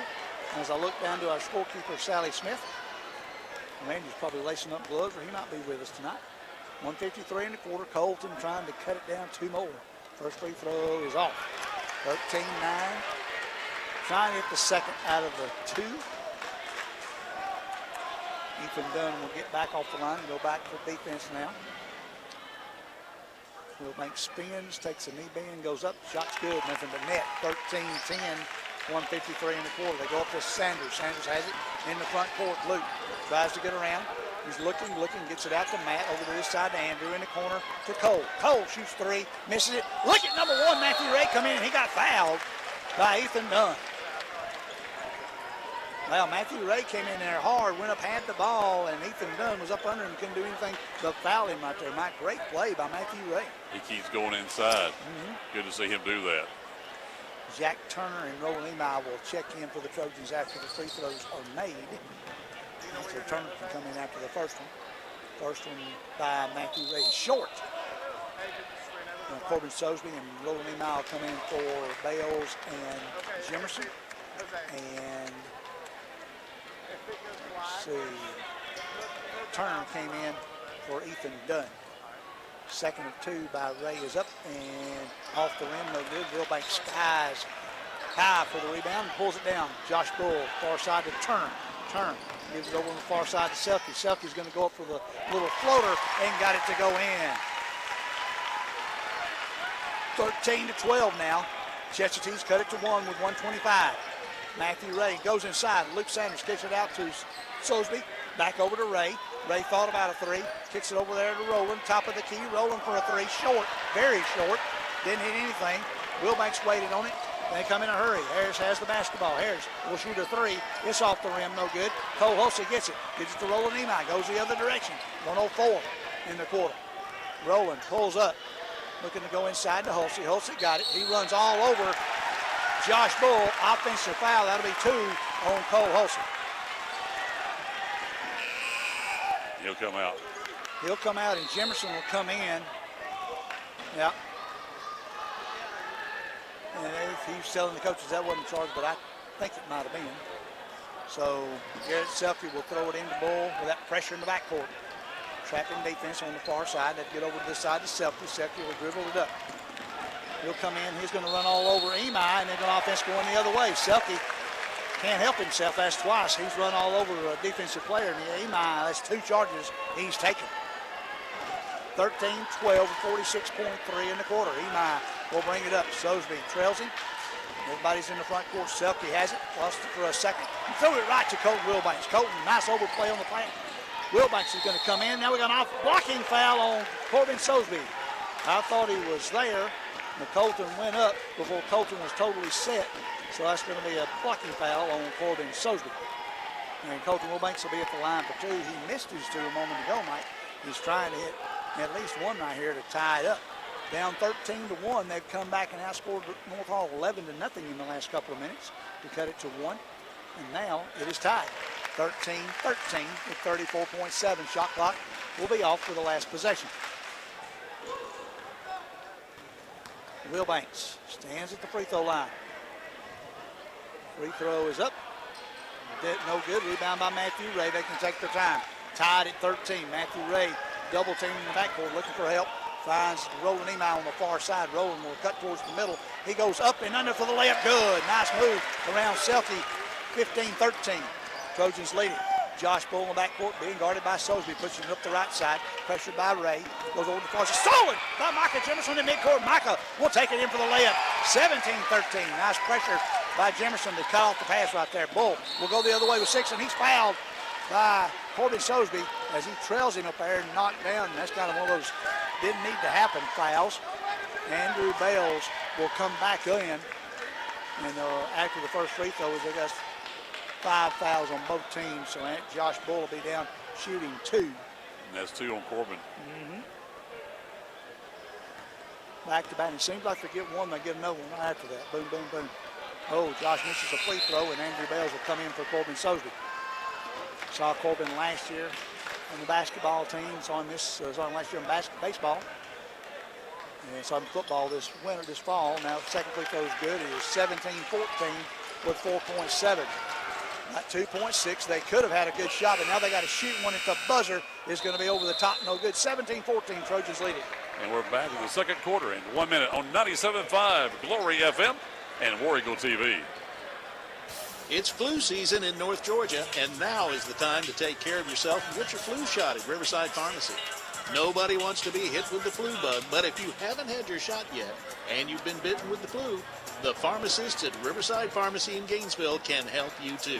They can fill your prescription with expert care and have you up and going before you know it. And they're your headquarters for all of your over-the-counter needs. Riverside Pharmacy across the street from City Park, serving Gainesville for over 60 years. If you want to add something really special to your outdoor cooking collection, it has got to be a Blackstone griddle from Autry's Ace. These griddles are made from cold rolled steel, so the surface is really durable. And they're super easy to clean and maintain, but the part that really matters is the food. Yes, the food. You'll create masterpieces with steak and fish, prepare fajitas like you've never had before. And undoubtedly the best grilled cheese sandwich on earth. It's the little things. Treat yourself or delight a special cook on your Christmas list with a Blackstone griddle from Autry's Ace Hardware, Thompson Bridge Road in Gainesville. 97.5 Glory FM is WGTJ Murrayville, Gainesville, and W248DL Murrayville, Gainesville. Second quarter here from the Lincoln Trail Center at Chestatee High. A game of runs in the first quarter. Yep. North Hall with the lead, 17-14. They have the ball in the front court on our left side here. They're going right to left here in the first half. Nice under the goal. Oh, and Jimerson missed the reverse layup. Andrew Bales hustles over, gets the rebound as it caroms away. Roland Emi with the basketball. Emi gets it out to Matthew Ray. Matthew thought about a three. Goes in, a floater in the middle, no good. Rebounded. Emi is going after it. It's going to be off of Chestatee, out of bounds. You got Emi, Ray, Bales, Jimerson, and Sanders in the game for the Trojans. You've got the starting five, Harris, Dunn, Selke, Bull, and Wilbanks in the game for Chestatee. Oh, a little short one for Emi, and he missed it. Beautiful pass, and he had about a 6-footer out there. He just left it short. Wilbanks with the basketball. Wilbanks going in, knocks Ray. Ray kind of falls down. He goes in, little off the glass rim action, knocks it down. Does Colton Wilbanks, 17-16.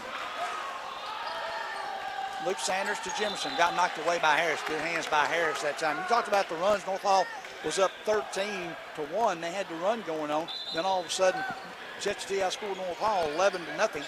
And North Hall had like a 4-0 run there. You get to 17-13. That's a 3-0 run by Chestatee. 7-19 here in the quarter.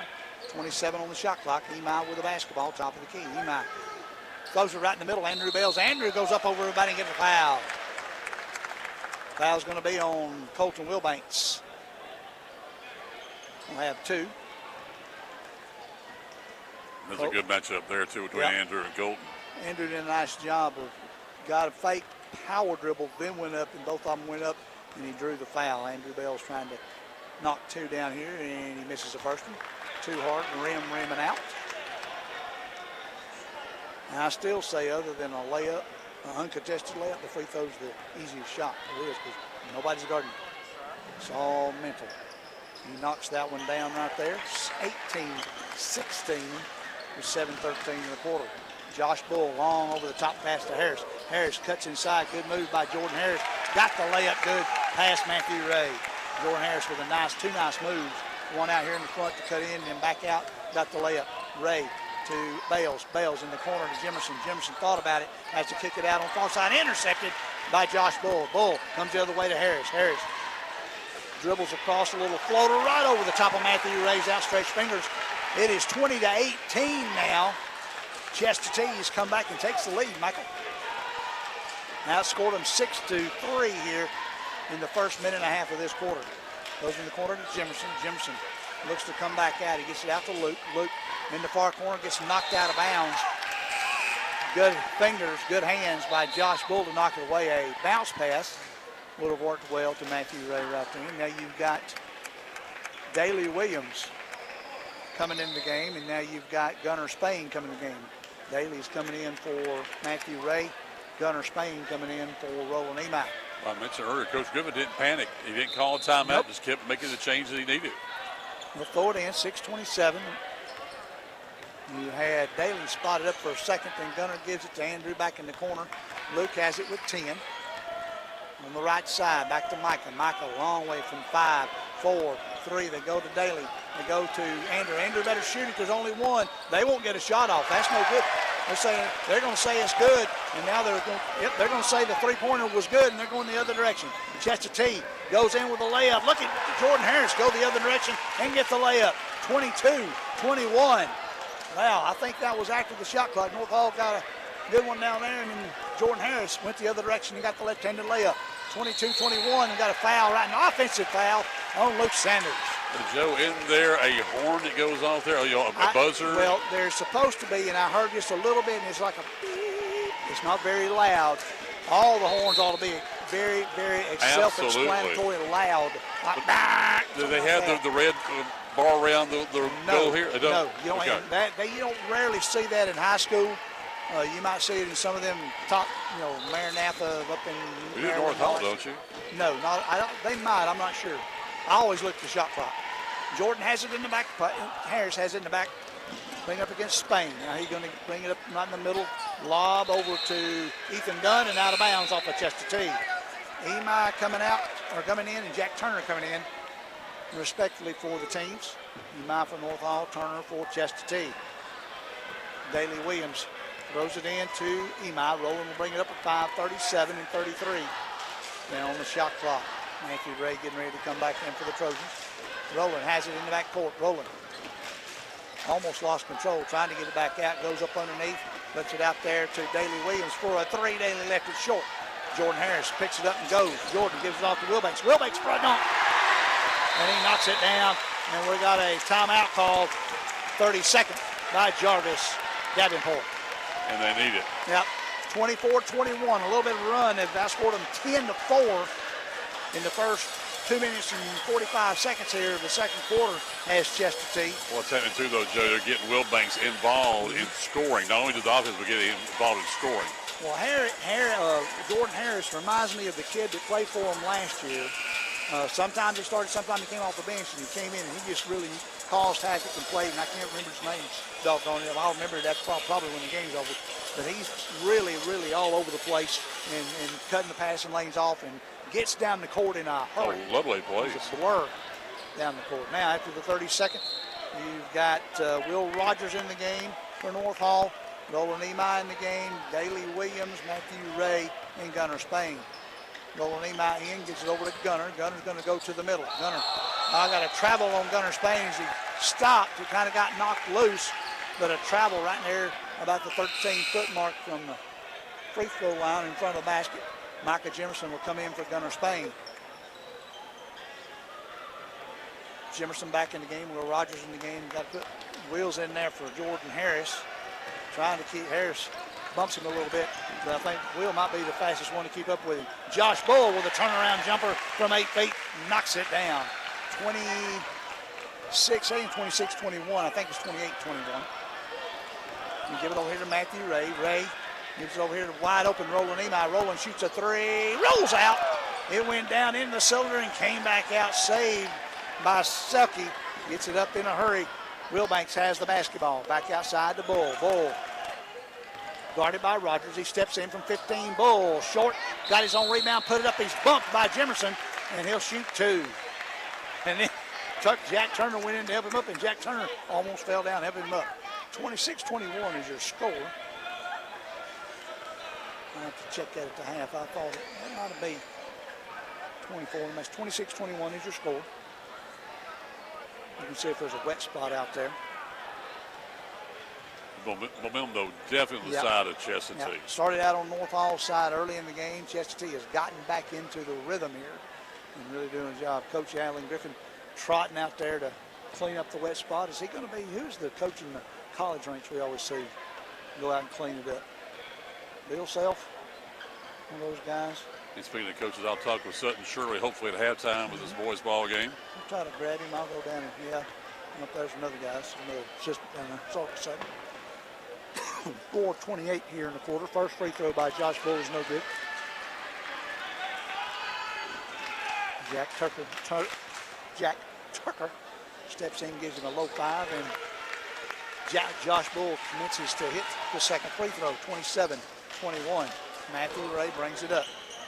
Man-to-man defense by the War Eagles. Matthew Ray has it. Dribble drive, goes inside off the backboard, no good. Rebound by Tucker. Goes in a hurry. Intercepted by Roland Emi on the long pass. Emi trying to go in a hurry. Gives it to Jimerson. Jimerson's going to drive the baseline. Hop, dribble, boom, good. Little hop back into the middle of the lane, right off the glass for the Goose. 27-23. Goes inside. Wilbanks has to go up high to get it. Goes up and gets the two off the backboard. Nice pass from Harris. Thought he led him too much, but nice job by coaching with his long arms to reach up there and grab it. Matthew Ray faked the three, got it knocked away briefly, now has it back. Goes in, got it knocked away by Tucker that time. Nice hands. That one knocked away by Jimerson to Emi.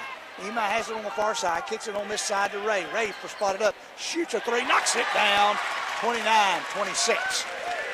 They come the other way. Josh Bull has it. Being pressured in the backcourt by Emi. Goes over on the far side to Selke. Selke to Harris. Harris on this side being double teamed. Goes back to Bull. Bull, 23. Bull spin move. Out to Selke for three. No good. Rebounded. Knocked out of bounds off of Tucker.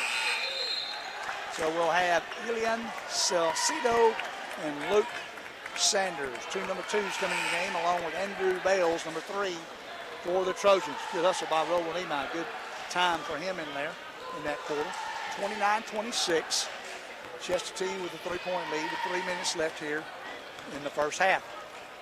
From Lynn Cottrell center over to Will Rogers. Andrew Bales in the middle over to Micah Jimerson. Jimerson Steps back about 25 out. Now he'll go on a dribble drive. He's going to go up and shoot it off the glass against Tucker and knocks it down. 29-28. 1 point advantage. They step in the middle. Going to have a foul on Will Rogers. That Will stepped in late. Fouls on Rogers. That's just the third team foul on North Hall in this quarter. 3-1. North Hall leads in that category. And you will have Salcedo looking to throw it in. Gets the Bull in the backcourt. Bull deep in the backcourt, and we're going to have a timeout, a 30-second call by Alan Griffin. I was going to say that foul, by the way, you can excuse it where it took place because of the number of fouls you got in this quarter. Well, he stepped through, and I think when he stepped through, there was a little bit much of a hip right there, a hip check, if you will, on Will Rogers, and that was what forced the whistle. I believe that's what happened right there. If I had to go back and look at it on Warrior TV, or War Eagle TV, I believe that's what I come up with tonight. And a back and forth battle here in the second quarter. It is. You know, kind of, we had that a little bit in the girls' game for the first quarter and a few minutes, and then after that, Chestatee went on a big run and kind of blew it open after that. Little Paul hanging in, playing, had some bad passes, but had some good defense. Cut off the pass lane well several times. Both teams have. Some good stick backs. Salcedo, or Selke will take it out of bounds for Chestatee. It's in the backcourt to Bull with 31 on the shot clock. And get it up to Harris. Harris will bring it across the court. Jimson hit him, knocks him down, then Jimson gets back and he knocks the ball out of, but it's going to be a foul on Jimerson as he fouled Matthew Wilbanks Colton Wilbanks, excuse me. Matthew's his dad. Colton had it in his hands and Michael went by, but he just knocked it out of his hands and took part of his arm with him. Colton goes up high, gets it, kind of a baby hook, goes up over the glass, no good. Tries to tip it out, no good. Matthew Ray comes away with a rebound. Matthew 231. Matthew over to Jimerson. Jimerson kicks it back out to Matthew. Matthew, they try to throw it and it gets knocked away. Matthew takes it to the rack, good. Got the layup to go in. Two white jerseys converged on him. He split them and went in and got the layup.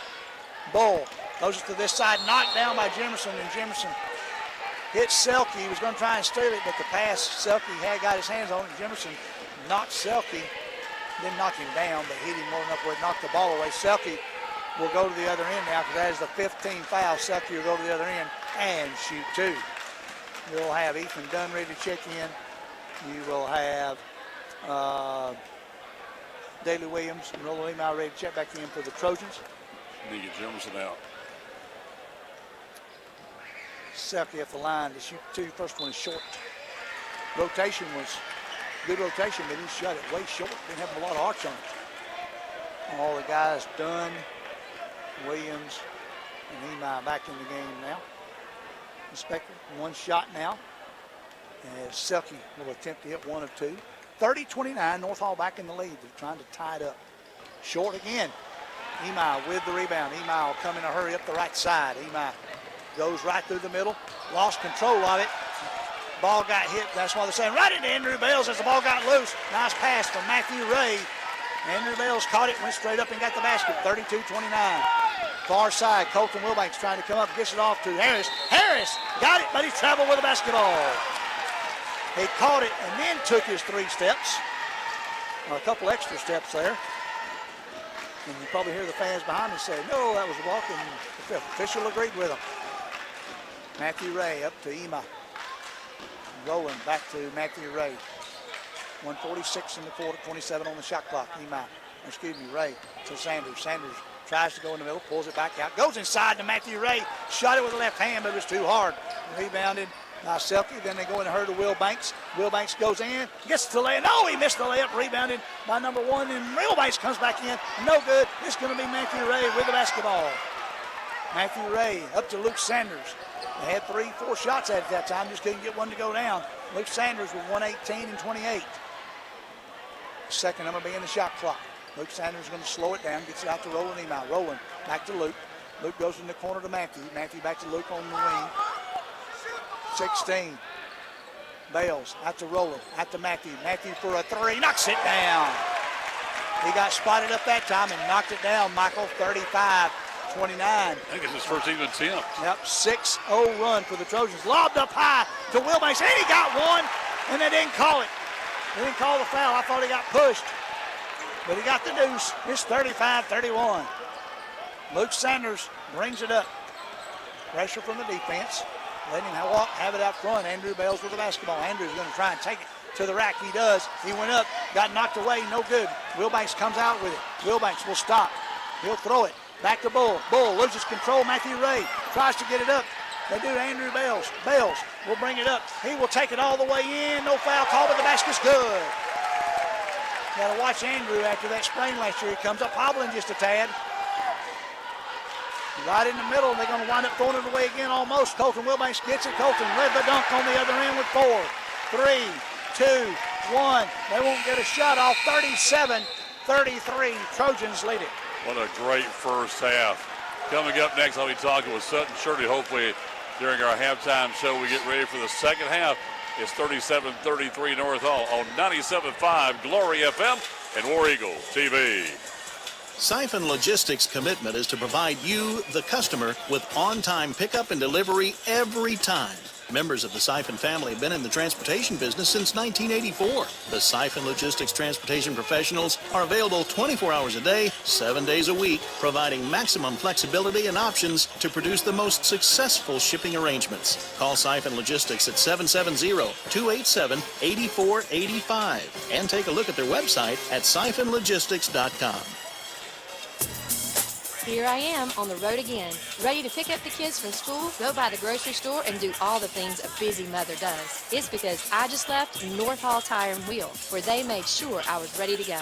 They put on a fresh set of tires, checked the brakes, and even the battery. I know I can trust Mike and Matt and the guys at North Hall Tire and Wheel. They have everything you need, all the name brand tires at the best prices, and the service you need. They're on Cleveland Highway in Gainesville, so give them a call at 770-297-5308.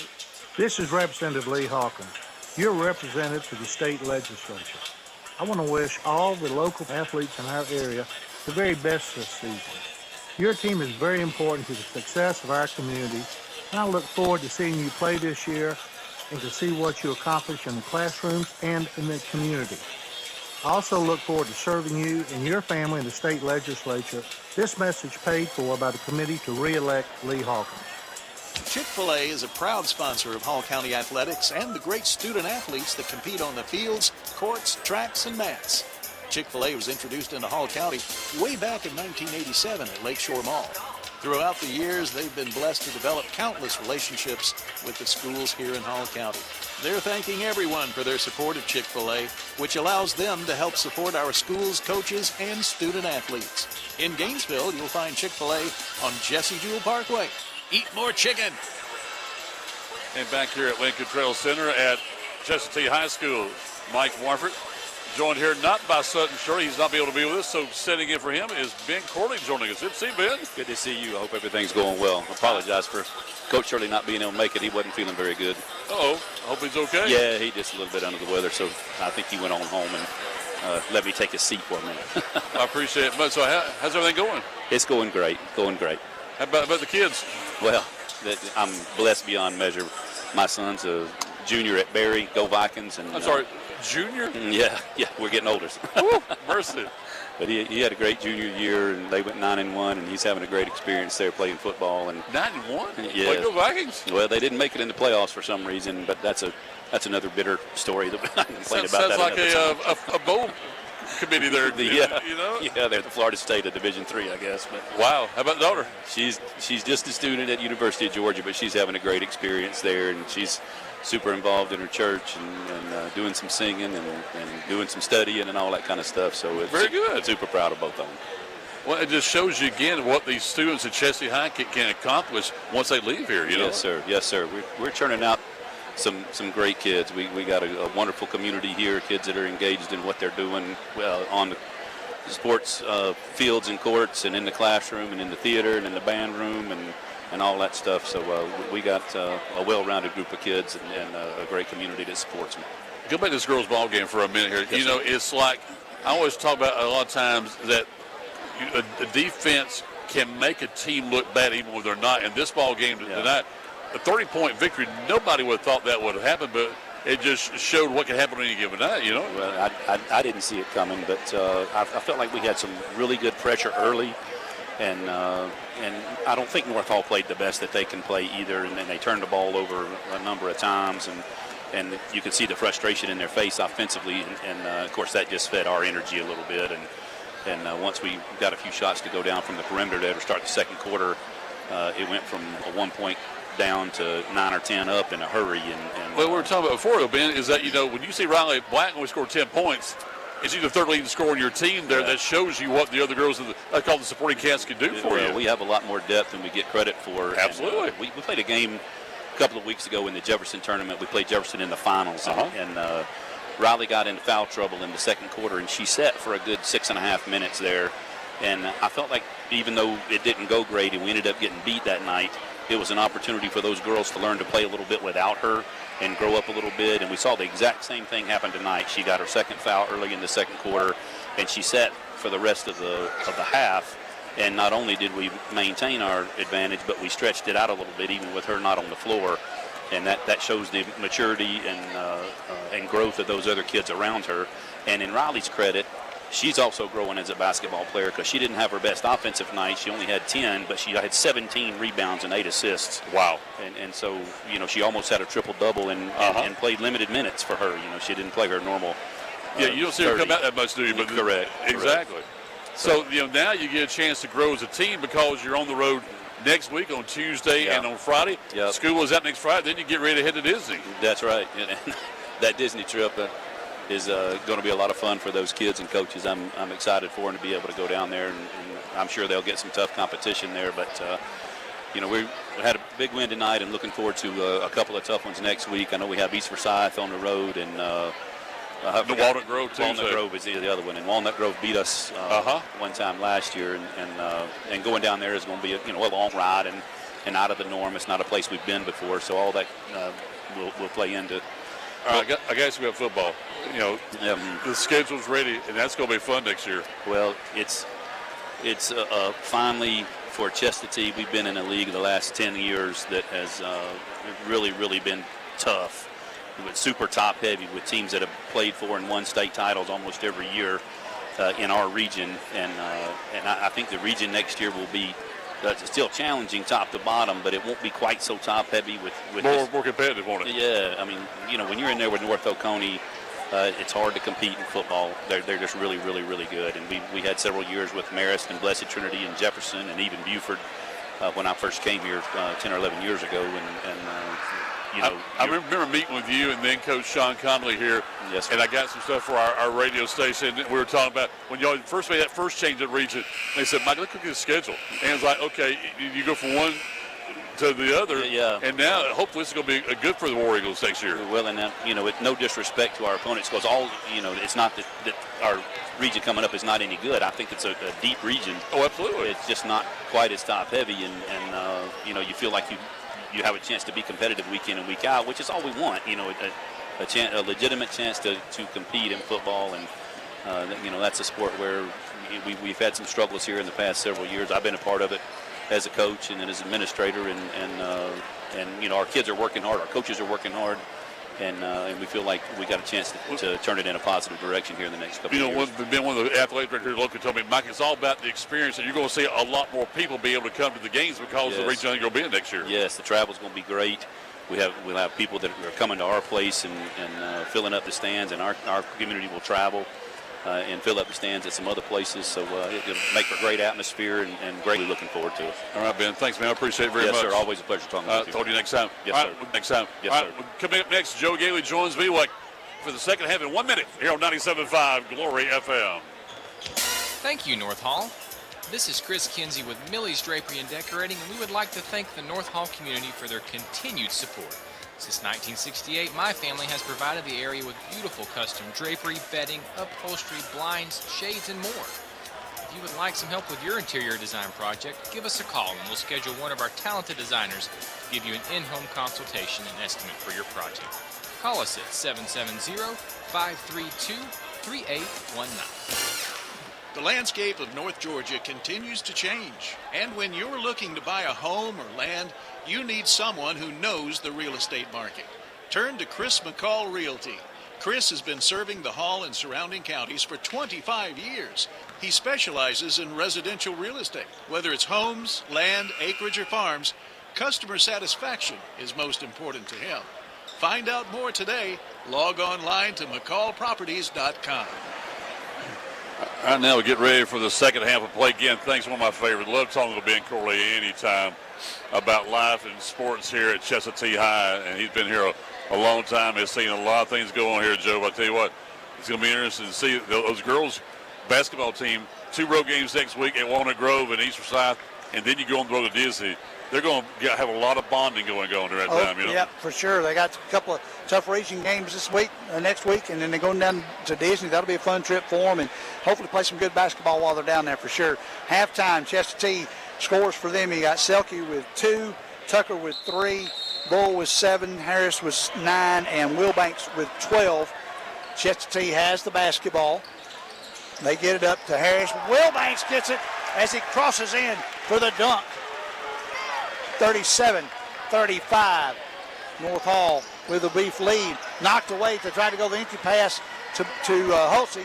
Hulsey has 3 fouls. It's knocked away, and Josh Bull has the basketball. Josh, this side to Selke. Selke goes inside, throws it way off the glass, no good. And Tucker comes away with it. Back out to Bull. Bull going to go in with a floater off the rim. No good. Good. Off the backboard and in. Tied at 37. A 4-0 run here to start the second half. Luke Sanders with the basketball. Sanders had 3 points at the half. Andrew Bales with 9. Jimerson had 8. Jimerson goes underneath Bales. Matthew Ray way out front. Little on the far side to Bales. Bales going to come in, throw it back out to Luke. Luke with a floater in the middle, got bumped. And shot's no good, but he got fouled, I believe, by Tucker, and he'll be at the line for 2. Joe, you didn't hear, but Coach Corley was telling me Riley Black in that first game had 10 points, 17 rebounds, and 8 assists, almost a triple-double. Yep, she's right. Riley's a player, and where she people might think, well, she only had 10 points. Well, look at what she did on the board. She had 17, and almost, it was 2 shy of having a triple-double. Luke Sanders, as I said, had 3 at the half, trying to get his 4th and 5th. The first free throw is up and good. And hit the first free of the ball, give him a 3-pointer. Matthew Ray with 12, Andrew Bales with 9, Emi with 2, Hulsey with 2, and Jimerson with 8 to round out the scoring for the Trojans in the first half. 38-37 now. Second free throw is up and good. 39-37, 2-point advantage for the Trojans. Selke throws it into Bull. Bull throws it back to Selke.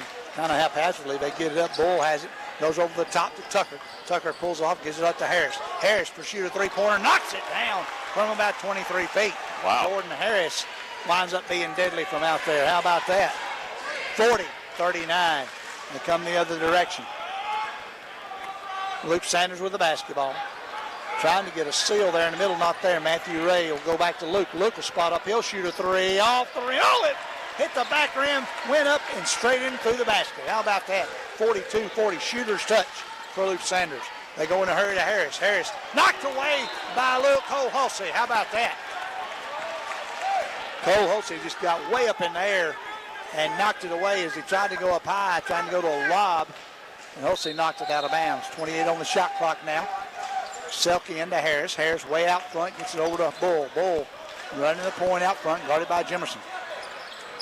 Bull takes it down the left side, turns, going to shoot a short one. No good. Rebounded by Wilbanks. Wilbanks goes to go up, and he's fouled. If that's on Hulsey, it's 4. Yeah, it is. And I think it is. Emi will come in for him. So far, Colton has won that battle tonight between those 2 players. That's going to be 4 on Cole Hulsey. He's got to come out. Colton Wilbanks went up strong, drew the foul. That's going to be 4 on Cole. And he'll have to go down to the end of the bench. Colton Wilbanks will go back to the free throw line, trying to unlock the tie. It's tied at 42 right now. The shot is up, and it is no good. Rebounded. Matthew Ray fights for it. Harris fights for it. Wilbanks goes in. He's going to get it. Little razzle-dazzle as he goes up underneath and gets to score. And we've got a it's a warning on 25, delay a game, because he grabbed the ball after it came through and laid it on the floor, and that's a delay of game. You're not supposed to touch it as far as controlling it right there anyway. 44-42, Chestatee with a 2-point advantage. 5:52 Real lob into Luke Sanders. Luke caught it. He's like a big man down there low. Got it. He's fouled by Wilbanks from behind. That's going to be 2 on Colton. And that's a foul that Colton did not need to commit at all. No, he really didn't need to. He reached in there. He could have stayed up and let Luke attempt to make that little short shot. Luke will try to stand in and hit 2 and tie it at 44. First free throw is up and claps his hands, steps in, mad at himself for not hitting that one. He's like I would be if I was the little guard out there knowing I should have hit the free throw. He gets it. He dribbles once, twice. Deep knee bend. Good. Nothing but net on the second one, 44-43. That hole shrinks sometimes, though, buddy. Yes, it does. You're standing there, and it goes from 18 inches around to 4 inches around. You can't do anything with it. 5:39 of the quarter. Wilbanks against Sanders. Wilbanks brings it up. Excuse me, not wrong, Wilbanks. That was Bull to Selke to Tucker. Tucker has it, gives it to Harris. Harris being guarded by Ray. Steps back, misses the shot, knocked out of bounds. All fouled. Andrew Bell's out of bounds. Andrew Bell's and Colton Wilbanks, and Andrew hit it last, says the official. Vocal crowd here on both sides tonight, Michael. Nice to see the fans into it, though. Wilbanks, a long three-pointer, no good. Rebound on the far side by Harris. Harris being pressured by Ray, goes inside to Selke. And it's going to come over here. Offensive foul is going to be on number 5, Josh Bull. He knocked over Luke Sanders, and it'll go the other direction. Tried to clear out a path right there, and didn't happen. Coach Alan Griffin has a look down here with his hair. He's having to wipe the sweat away and hair flopping as he coaches his team. He coached basketball like in a private school league down in South Middle Georgia, Pacelli. That was it. In Columbus. Yep. Jemerson, top of the key to Imai. Imai over to Ray in the corner. Ray shots a 3. Good! That's 2 for Matthew. 46-44. Trojans with a 2-point lead. Josh Bull against Luke Sanders. Bull goes behind the back. He's very good at that. Josh spin move in the middle from 13. Good. Just pulls up from 13, rolls around. Shot, nice, easy touch. And goes in. Ties it at 46. In the corner to Matthew Ray. The other side, Matthew Ray in and out. Rebound by Wilbanks. Knocked away by Micah Jemerson. Micah Jemerson comes out of there with it. Watch out off arm there, Micah. Don't push off too much. Matthew Ray as it goes. Oh, nice cut by Andrew Bales. Goes up and gets the shot. Beautiful, beautiful cut by Andrew. Nice vision by Matthew Ray to see it. Harris comes the other direction. Harris tries to step through. Offensive foul. Roland Imai draws another. His third drawn charge tonight. Have you noticed now with Cole Hulsey out the matchup there with Andrew Bales and with Colton Wilbanks, buddy? Elian Salcido will come in the game. Harris committed that. That's his third. And then Jemerson comes out and Sosby comes in the game. They're going to go out and wipe up the floor again. Coach Griffin gives the towel to Luke Sanders, who does the dirty work this time. You mentioned the private school. He coached the boys at Pacelli, the girls at Gainesville before coming here as a coach. Yes, he did. Had pretty good success down at Pacelli, from what I understand. He did. Talking with him when he was AD. I was the director of recreation in White County while he was the athletic director of the school. Over to, knocked away. Good defense right there in the middle by Josh Bull to knock the pass away. Josh brings it up. They reach him behind. Andrew Bales did not need to make that foul, but he did. And that'll be 2 on Andrew. And those could be very important, especially when you got somebody on the bench like Cole Hulsey right now. Daly Williams will come in the game. Number 4. Daly is a senior. And Ethan Dunn comes in for Jack Tucker for North Hall. Selke gets it in to Wilbanks. Wilbanks got it between the circle, looks to throw it to give it to somebody. Found Josh Bull. Josh goes over towards the right wing, waiting for a screen, got it. Comes to this side, and he's going to go right to the middle. The man left him alone. It's going to be a foul on somebody. Offensive fouls, what they're going to call on Josh Bull, I do believe. Yep, it is. That's going to be Roland Imai taking another one. And that's another one on Josh Bull. That's 3. The last 2 have been offensive. And that's 4 charges that Roland Imai has taken. Yep. Roland might get that take the Drawn Charge Award this year. Well, what did somebody tell me one time? If you get 3 charges in a game, you get a steak dinner? Yeah, you're supposed to get a steak dinner. Yeah. I think we heard that the last couple of years from coaches, didn't we? I hear it. If you draw 3, you're supposed to get a steak dinner. And he's already at 4 with a lot of play. Well, it's going to be too late for dinner tonight, so it'll have to be tomorrow night if we're going to buy him a dinner, right? 48-46, North Hall leading at 3:43 in the third quarter. North Hall with the basketball on, they're going left to right in this half. Chestatee right to left in front of their own home benches. Team benches, I should say. 3:40, 33 on the shot clock. Luke Sanders pointing to Emi, letting him come to the other side. Gets over to Roland here on the right wing. Goes to Matthew Ray. They come in illegal screen in there somewhere. Oh, the foul's going to be on Colton Wilbanks. It's going to be his third on a hold as he came through the lane. How about that? That was interesting. And he'll be at the line shooting 2. So now what do the War Eagles do without Colton then? Ooh, well, they're not subbing him right yet. I don't think Coach Griffin, just looking at that look on his face, is quite pleased with that call. That could be a teachable moment. Very much so. Matthew Ray will be at the line shooting 2. The first one is good. He'll be at the line for one more. Trying to put him up 4. 3:32 and a quarter. 49-46 right now. Matthew's second of 2 is good. 50-46. North Hall with a 13. Let's see. I'll get that score in a minute. They come up the floor. They go in a hurry. Bull has it, forced it in the middle, and he got fouled by Emi that time. He got Emi up in the air, drew the foul on Roland Emi, and they're going to shoot 2. Well, Josh Bull will shoot 2 this time. Josh was still down low when he started to go up, and Roland was already in the air and came down on him. Kind of bent that neck. Well, it's something to see the philosophy of these coaches, Joe. You do not see Chestatee going for a 3.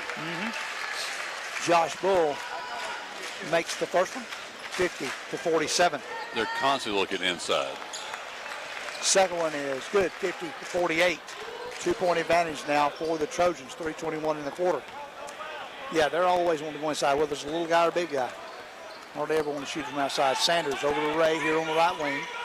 Daley Williams goes in there, they pass over, and they're trying to get North Hall loses control of it. Corbin Sosby gets knocked out of his hands. Josh Bull corrals it from Selkie. Bull brings it up. 3 minutes left in the quarter. Bull shoots up easy, says an old-fashioned set shot from 20 feet and knocked it down, 51-50. Emi looking to take it to the rack. He does, shoots it up and over the top, no good off the side of the rim.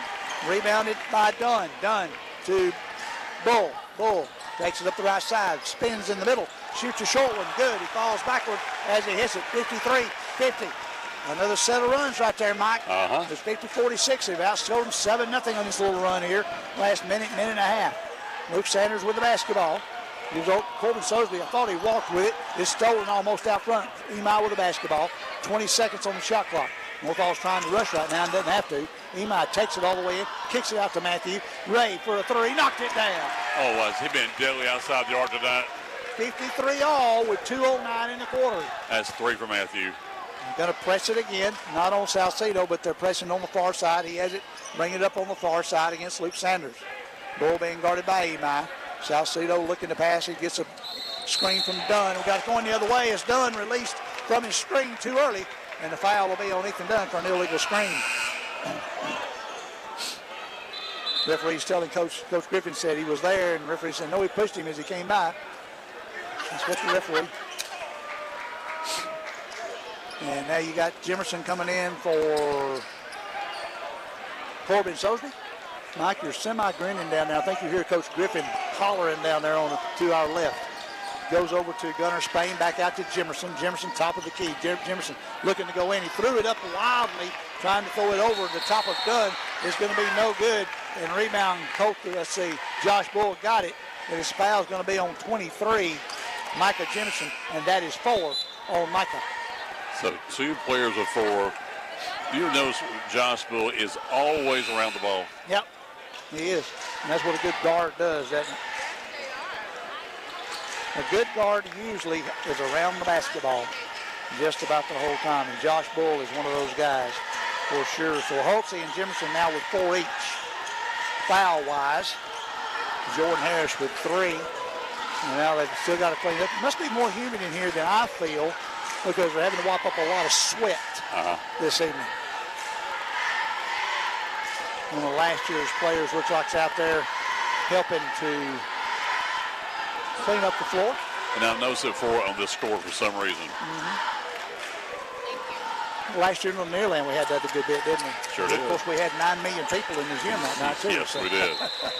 All right, Chestatee will inbound it. Selke looks to throw it in. He gets it into Harris on the far side. Gets it to Dunn. Dunn brings it up back to Harris. Harris, right wing, throws a lob up to Cole Wilbanks, and he kind of semi-dunks it in, 55-53. Luke Sanders has the basketball. He'll slow it down and wait on somebody to get open this time. They cut through there at the top. Sanders bumped out front. Now he still has control of the basketball. Luke goes inside, throws it up late. Nothing's going to happen there, and Dunn's going to come away with the loose ball. Harris brings it in a hurry. He's going to take it all the way in. Nice pass over there to number 25, and he's fouled by Matthew Ray. And Matthew saying no. That was a good block, but they have a foul on Matthew as Colton was about to dunk another one home.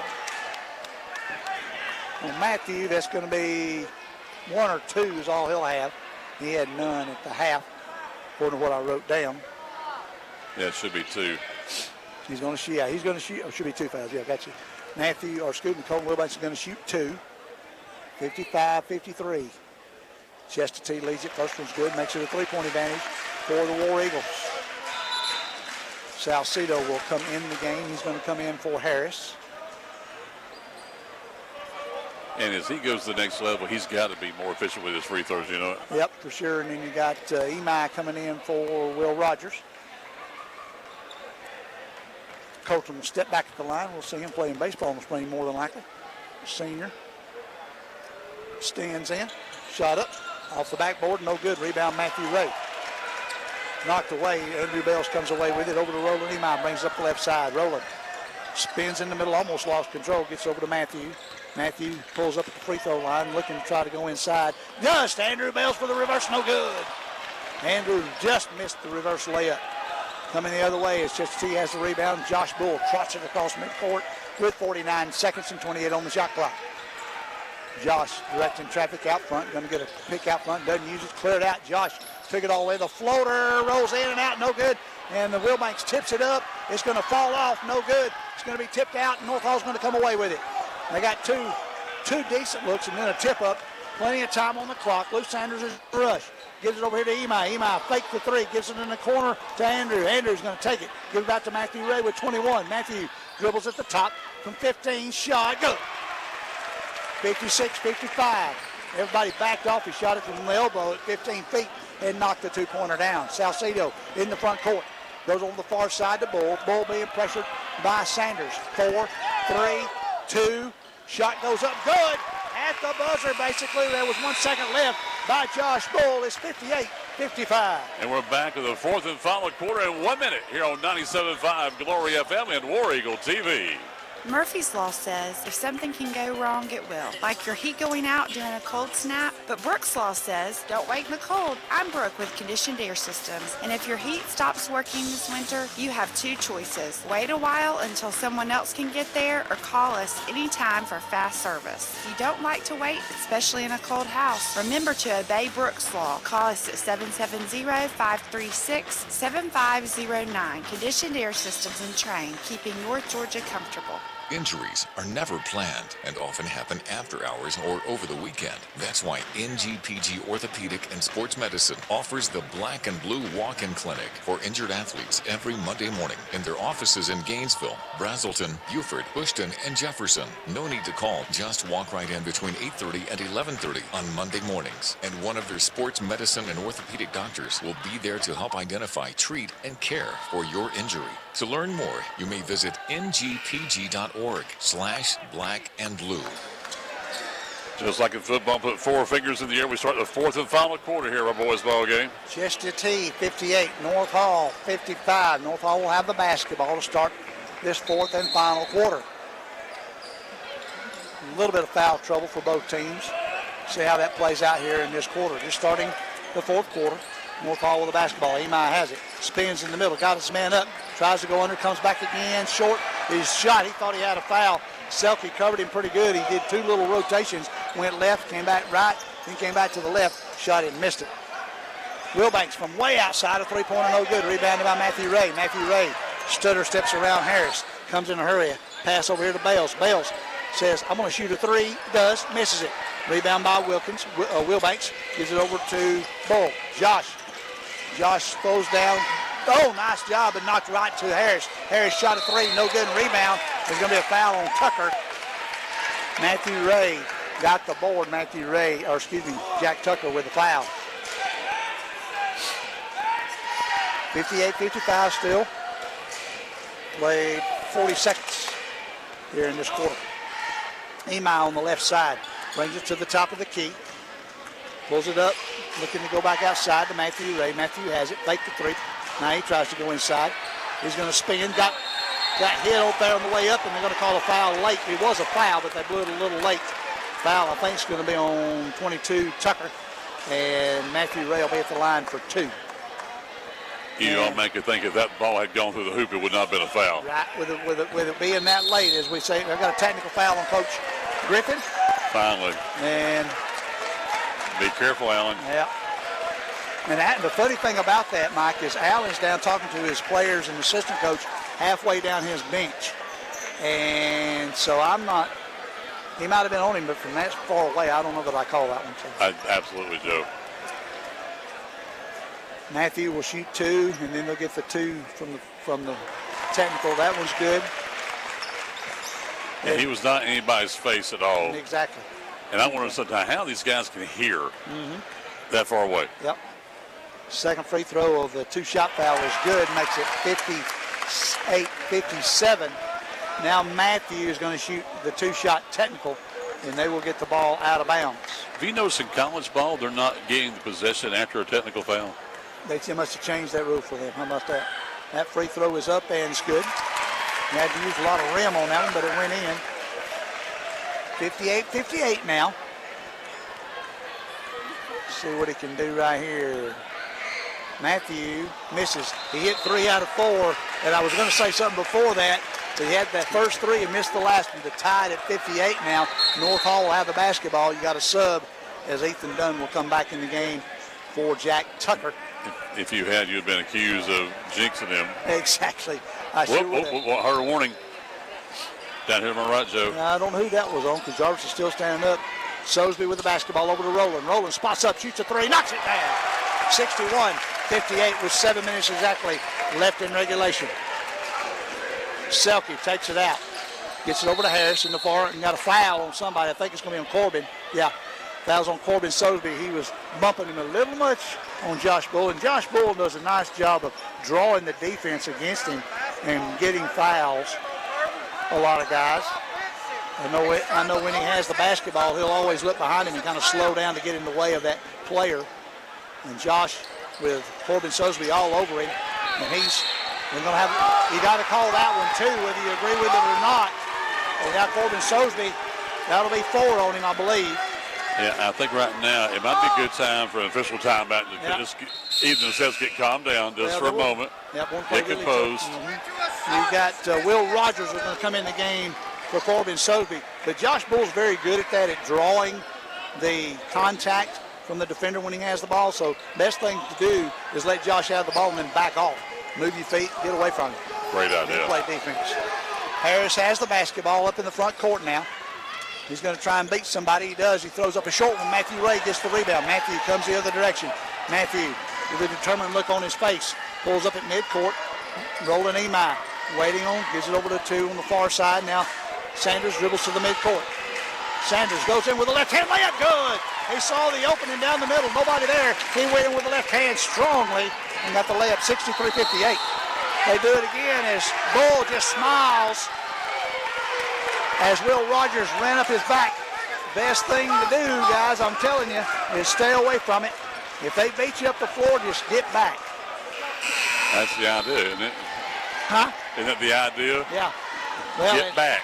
Get back. And I tell you what, they see if he does it right here. You've got Harris coming out, Salcedo coming in the game. and get it in to Dunn. Dunn gives it to Bull. Bull's going to bring it up on the far side. Rogers running side by side. Ball's loose on the far side. Salcedo trying to pick it up. Two guys hit the floor. Nothing called. Salcedo gets it over here to Selke. Selke shoots a three. In and out. No good. Rebounding Andrew Bales. Andrew Bales holds it. Gives it to Matthew Ray. Crowd getting into it too much for my liking, but that's just me. I've been in games refereeing when the crowd gets into too much for my liking too. Luke Sanders with the basketball way out front. 22 on the shot clock. Waiting for something to happen. Gets around Bull. Now he pulls it back in the middle. Luke trying to come under, gives it over to Rowland, out front. Going to get over here to Will Rogers. Will has the basketball. Back to Andrew Bales. Andrew to Rowland in the corner. Rowland going to try and take it. Gives it off and knocked away out front. Who's after it? It's going to be a timeout, I think, called by Chestatee as Will Rogers got on the floor, and so did Josh Bull. It's going to be a timeout called. Did they have possession, though? Yeah, he had just garnered possession. It'll be a 30 full timeout for Chestatee. I thought called 30. Okay, we're back in 1 minute here on 97.5 Glory FM and Warrior TV. It's flu season in North Georgia, and now is the time to take care of yourself and get your flu shot at Riverside Pharmacy. Nobody wants to be hit with the flu bug, but if you haven't had your shot yet and you've been bitten with the flu, the pharmacists at Riverside Pharmacy in Gainesville can help you too. They can fill your prescription with expert care and have you up and going before you know it. And they're your headquarters for all of your over-the-counter needs. Riverside Pharmacy across the street from City Park, serving Gainesville for over 60 years. We're so proud to announce that Autry's Ace Hardware now carries a full line of Ego battery-powered equipment. And what a full line it is. Trimmers, blowers, chainsaws, and a universal battery that powers every piece of Ego equipment for convenience and savings. These tools definitely have impressive power, which is surely why Ego is the #1 rated brand in cordless power. Yep, and Autry's Ace is also a certified Ego service center. Come check out the Ego outdoor power equipment at Autry's Ace Hardware, Thompson Ridge Road in Gainesville. Selke throws it to Harris in the backcourt for Chestatee. He's bringing it up 1-on-1 against Jimerson. Harris has the basketball. He's going to take it inside. Kind of lost control. Cole Hulsey comes away with it. They thought he had got fouled, but he gives it over to Matthew Ray. Matthew comes down, waits on everybody. Luke Sanders has the basketball with 28. Josh Bull was out, getting ready to check back in already. Luke Sanders with the basketball. He had a wide open to the lane and got the layup good. 65-58, a 7-point advantage for the Trojans. Harris comes the other way in a hurry. Lost it right to Matthew Ray. Matthew Ray brings it the other way down the left side. He'll hold up. Comes to the far side to Imai. Imai takes it in the middle. Kicks it over to Luke. Luke for three. Off the rim, no good. Knocked out of bounds. It's going to be a foul on who? This is on Hulsey, I think. Let's see if it's going to be on Hulsey or if it's going to be on Chestatee. Foul's going to be on Colton Wilbanks. Ooh, Colton Wilbanks has either 3 or 4 on Colton. 4. He It'll has be 4. a full timeout. Alan Griffin. We'll take it with him. We're back in 1 minute here on 97.5 Glory FM and Warrior TV. Siphon Logistics' commitment is to provide you, the customer, with on-time pickup and delivery every time. Members of the Siphon family have been in the transportation business since 1984. The Siphon Logistics transportation professionals are available 24 hours a day, 7 days a week, providing maximum flexibility and options to produce the most successful shipping arrangements. Call Siphon Logistics at 770-287-8485 and take a look at their website at siphonlogistics.com. Here I am on the road again, ready to pick up the kids from school, go by the grocery store, and do all the things a busy mother does. It's because I just left North Hall Tire and Wheel, where they made sure I was ready to go. They put on a fresh set of tires, checked the brakes, and even the battery. I know I can trust Mike and Matt and the guys at North Hall Tire and Wheel. They have everything you need, all the name brand tires at the best prices, and the service you need. They're on Cleveland Highway in Gainesville, so give them a call at 770-297-5308. It reminds you of a Lanier Championship or a region championship, Joe. This is a great game. Great basketball game. 7-point advantage for the Trojans, but it's been a little a game of runs back and forth all night. They throw it inbounds. It's knocked away, and it will be a spot throw-in from North Hall. Nobody ever touched it, so it'll be Chestatee's basketball from the spot of that last throw-in because nobody ever touched the basketball. How about that? I think it meant to go in to the far side over there to Luke Sanders, but Luke came in and the ball went past him. Selke throws it into Harris. Harris has it here right in front of us. He'll dribble across midcourt. Sanders on guarding Bull. Give it off to Wilbanks. Wilbanks has the basketball.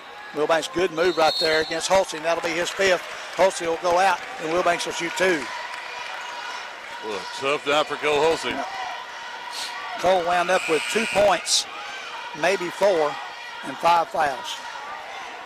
Cole is out 65-58 now. Is your score. And you have Wilbanks playing with 4. Yep.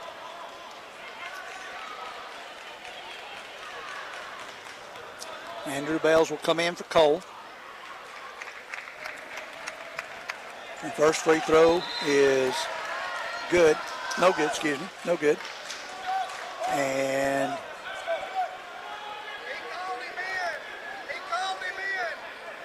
now the confusion is they talk down there, making sure they had everything together, and they're going to say the sub came in, but they got to let the sub come in before so that was the official's fault right there for handing the basketball to Colton before the sub was in. Colton bends, shoots, short. Rebound Matthew Ray, 65-58.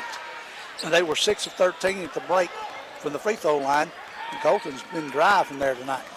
Imai over to Matthew Ray. Matthew Ray got it here on the wing, goes back out to Imai. Imai is going to try and go to the middle. He does. Goes over to, look at the Jimerson. Jimerson got snuck in there behind and got and then we got an offensive foul on Josh Bull. Wow. Right after that, Luke Sanders, and you probably hear the crowd from North Hall enjoying that call because Luke was standing there and Josh went in and knocked him down to draw the foul. That's awful. Bad sportsmanship on the fan right there. That's terrible. Luke Sanders has it in the backcourt now after some good basketball. 67-58, 9-point advantage for the Trojans. Imai goes around. Little short jumper got blocked up front. Imai tries to knock it back out. It's going to be off of Imai out of bounds. It'll be Chestatee basketball. Well, the guy who's been leading the team tonight has been Matthew Ray. And if he's been carried for sure. Now we've got Tucker coming back in the game. Tucker will come in for Dunn. You got a 9-point lead, and you got Cole Hulsey on the bench with only 2 points. It's amazing. 3:48 in regulation. Bull in the backcourt. Guarded by Sanders. Let him beat you. Just make him work back and forth. Don't get on his hip. Bull, take it behind. He goes up there. He's right in the middle, and he's going to bring it back out. He's right in the middle of the lane. Tries to shoot it over the top. He does. He's short and rebound by Luke Sanders. Good defense that time, and Josh was able to. And Luke did the same thing. Luke Sanders did the same thing that time and drew the foul on Josh Bull. And Josh Bull doesn't like it, and he almost got a technical. Of course, he got a little upset that Luke Sanders was able to pull that on him, and that'll be 5 on Josh Bull, I believe. I think it is too, Joe. He's out. He's gone. Yeah. Good, and honestly, you probably hear the crowd yelling, taste of his own medicine. It really was a smart play by Luke Sanders because he had Bull beat right there, and Bull did it 3 or 4 times. And so now Josh is out. Salcedo has to come in the game. That could affect the Chestatee run here, Michael. He's a very important part of this team. Yep. 67-58. Trojans lead it. Sanders at the line to shoot 2.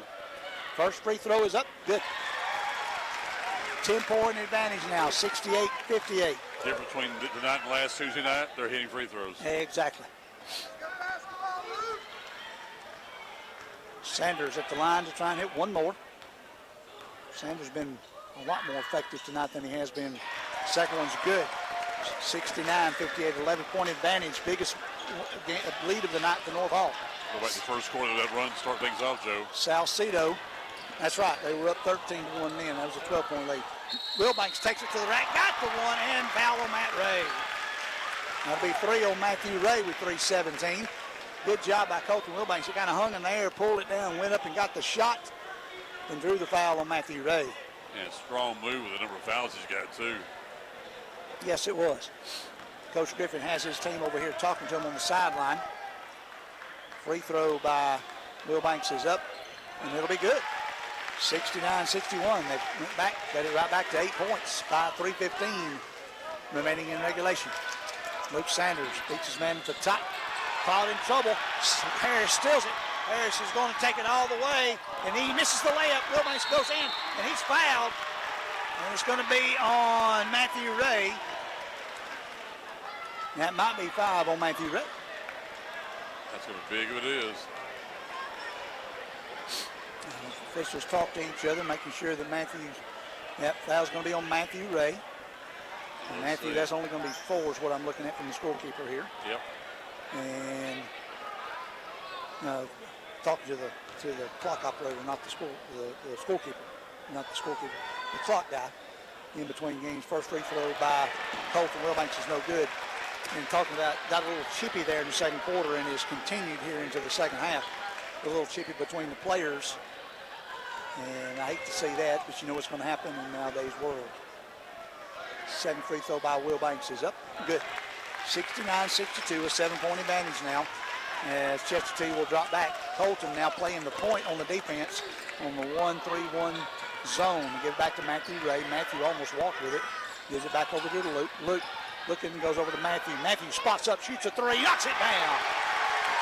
Unofficially 4 for him. Wow. Matthew's been the go-to man tonight, hasn't he? He's well over 20 points. Harris in the backcourt, 2:39 1/4, North Hall by 10. Harris going to pull up, shoot a 3, off the rim, no good. Comes down. Those 2 guys had it. Tucker and Ray. Is going to be a hell ball. And it's going to be Chestatee's basketball. Arrow pointing their way. Jack Tucker, really nice job of getting on the floor after it. Roland Emi came in there hard to force the hell ball. 72-62 with 2:28 remaining. You notice how Matthew shoots threes, though? Yep. Boy, he has a great technique, doesn't he? Yes, he does. Salcedo shoots a 3. Oh, he knocks it down. Elion, first shot of the night, knocks down a 3. How about that? 72-65. His first shot of the night is a triple. Matthew Ray gives it back out to Andrew Bales. Andrew gives it back to Matthew. Matthew over here to Luke Sanders. Luke's going to try and go around somebody. Can't. Gives it back over to Matthew. Matthew spots up. Another 3 right there. Knocked it down. 75-65. Under 2 minutes at 1:55.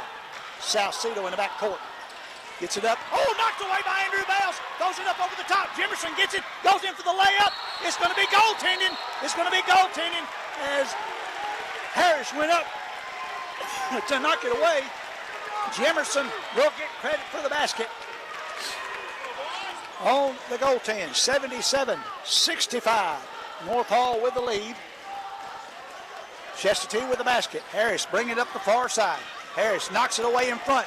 Emi on the floor after it. Ray comes away with it in the backcourt for the Trojans. Now they got to start looking at fouling, and they get one. I believe it's going to be on Colton. If it is, that could be his last one. Should be.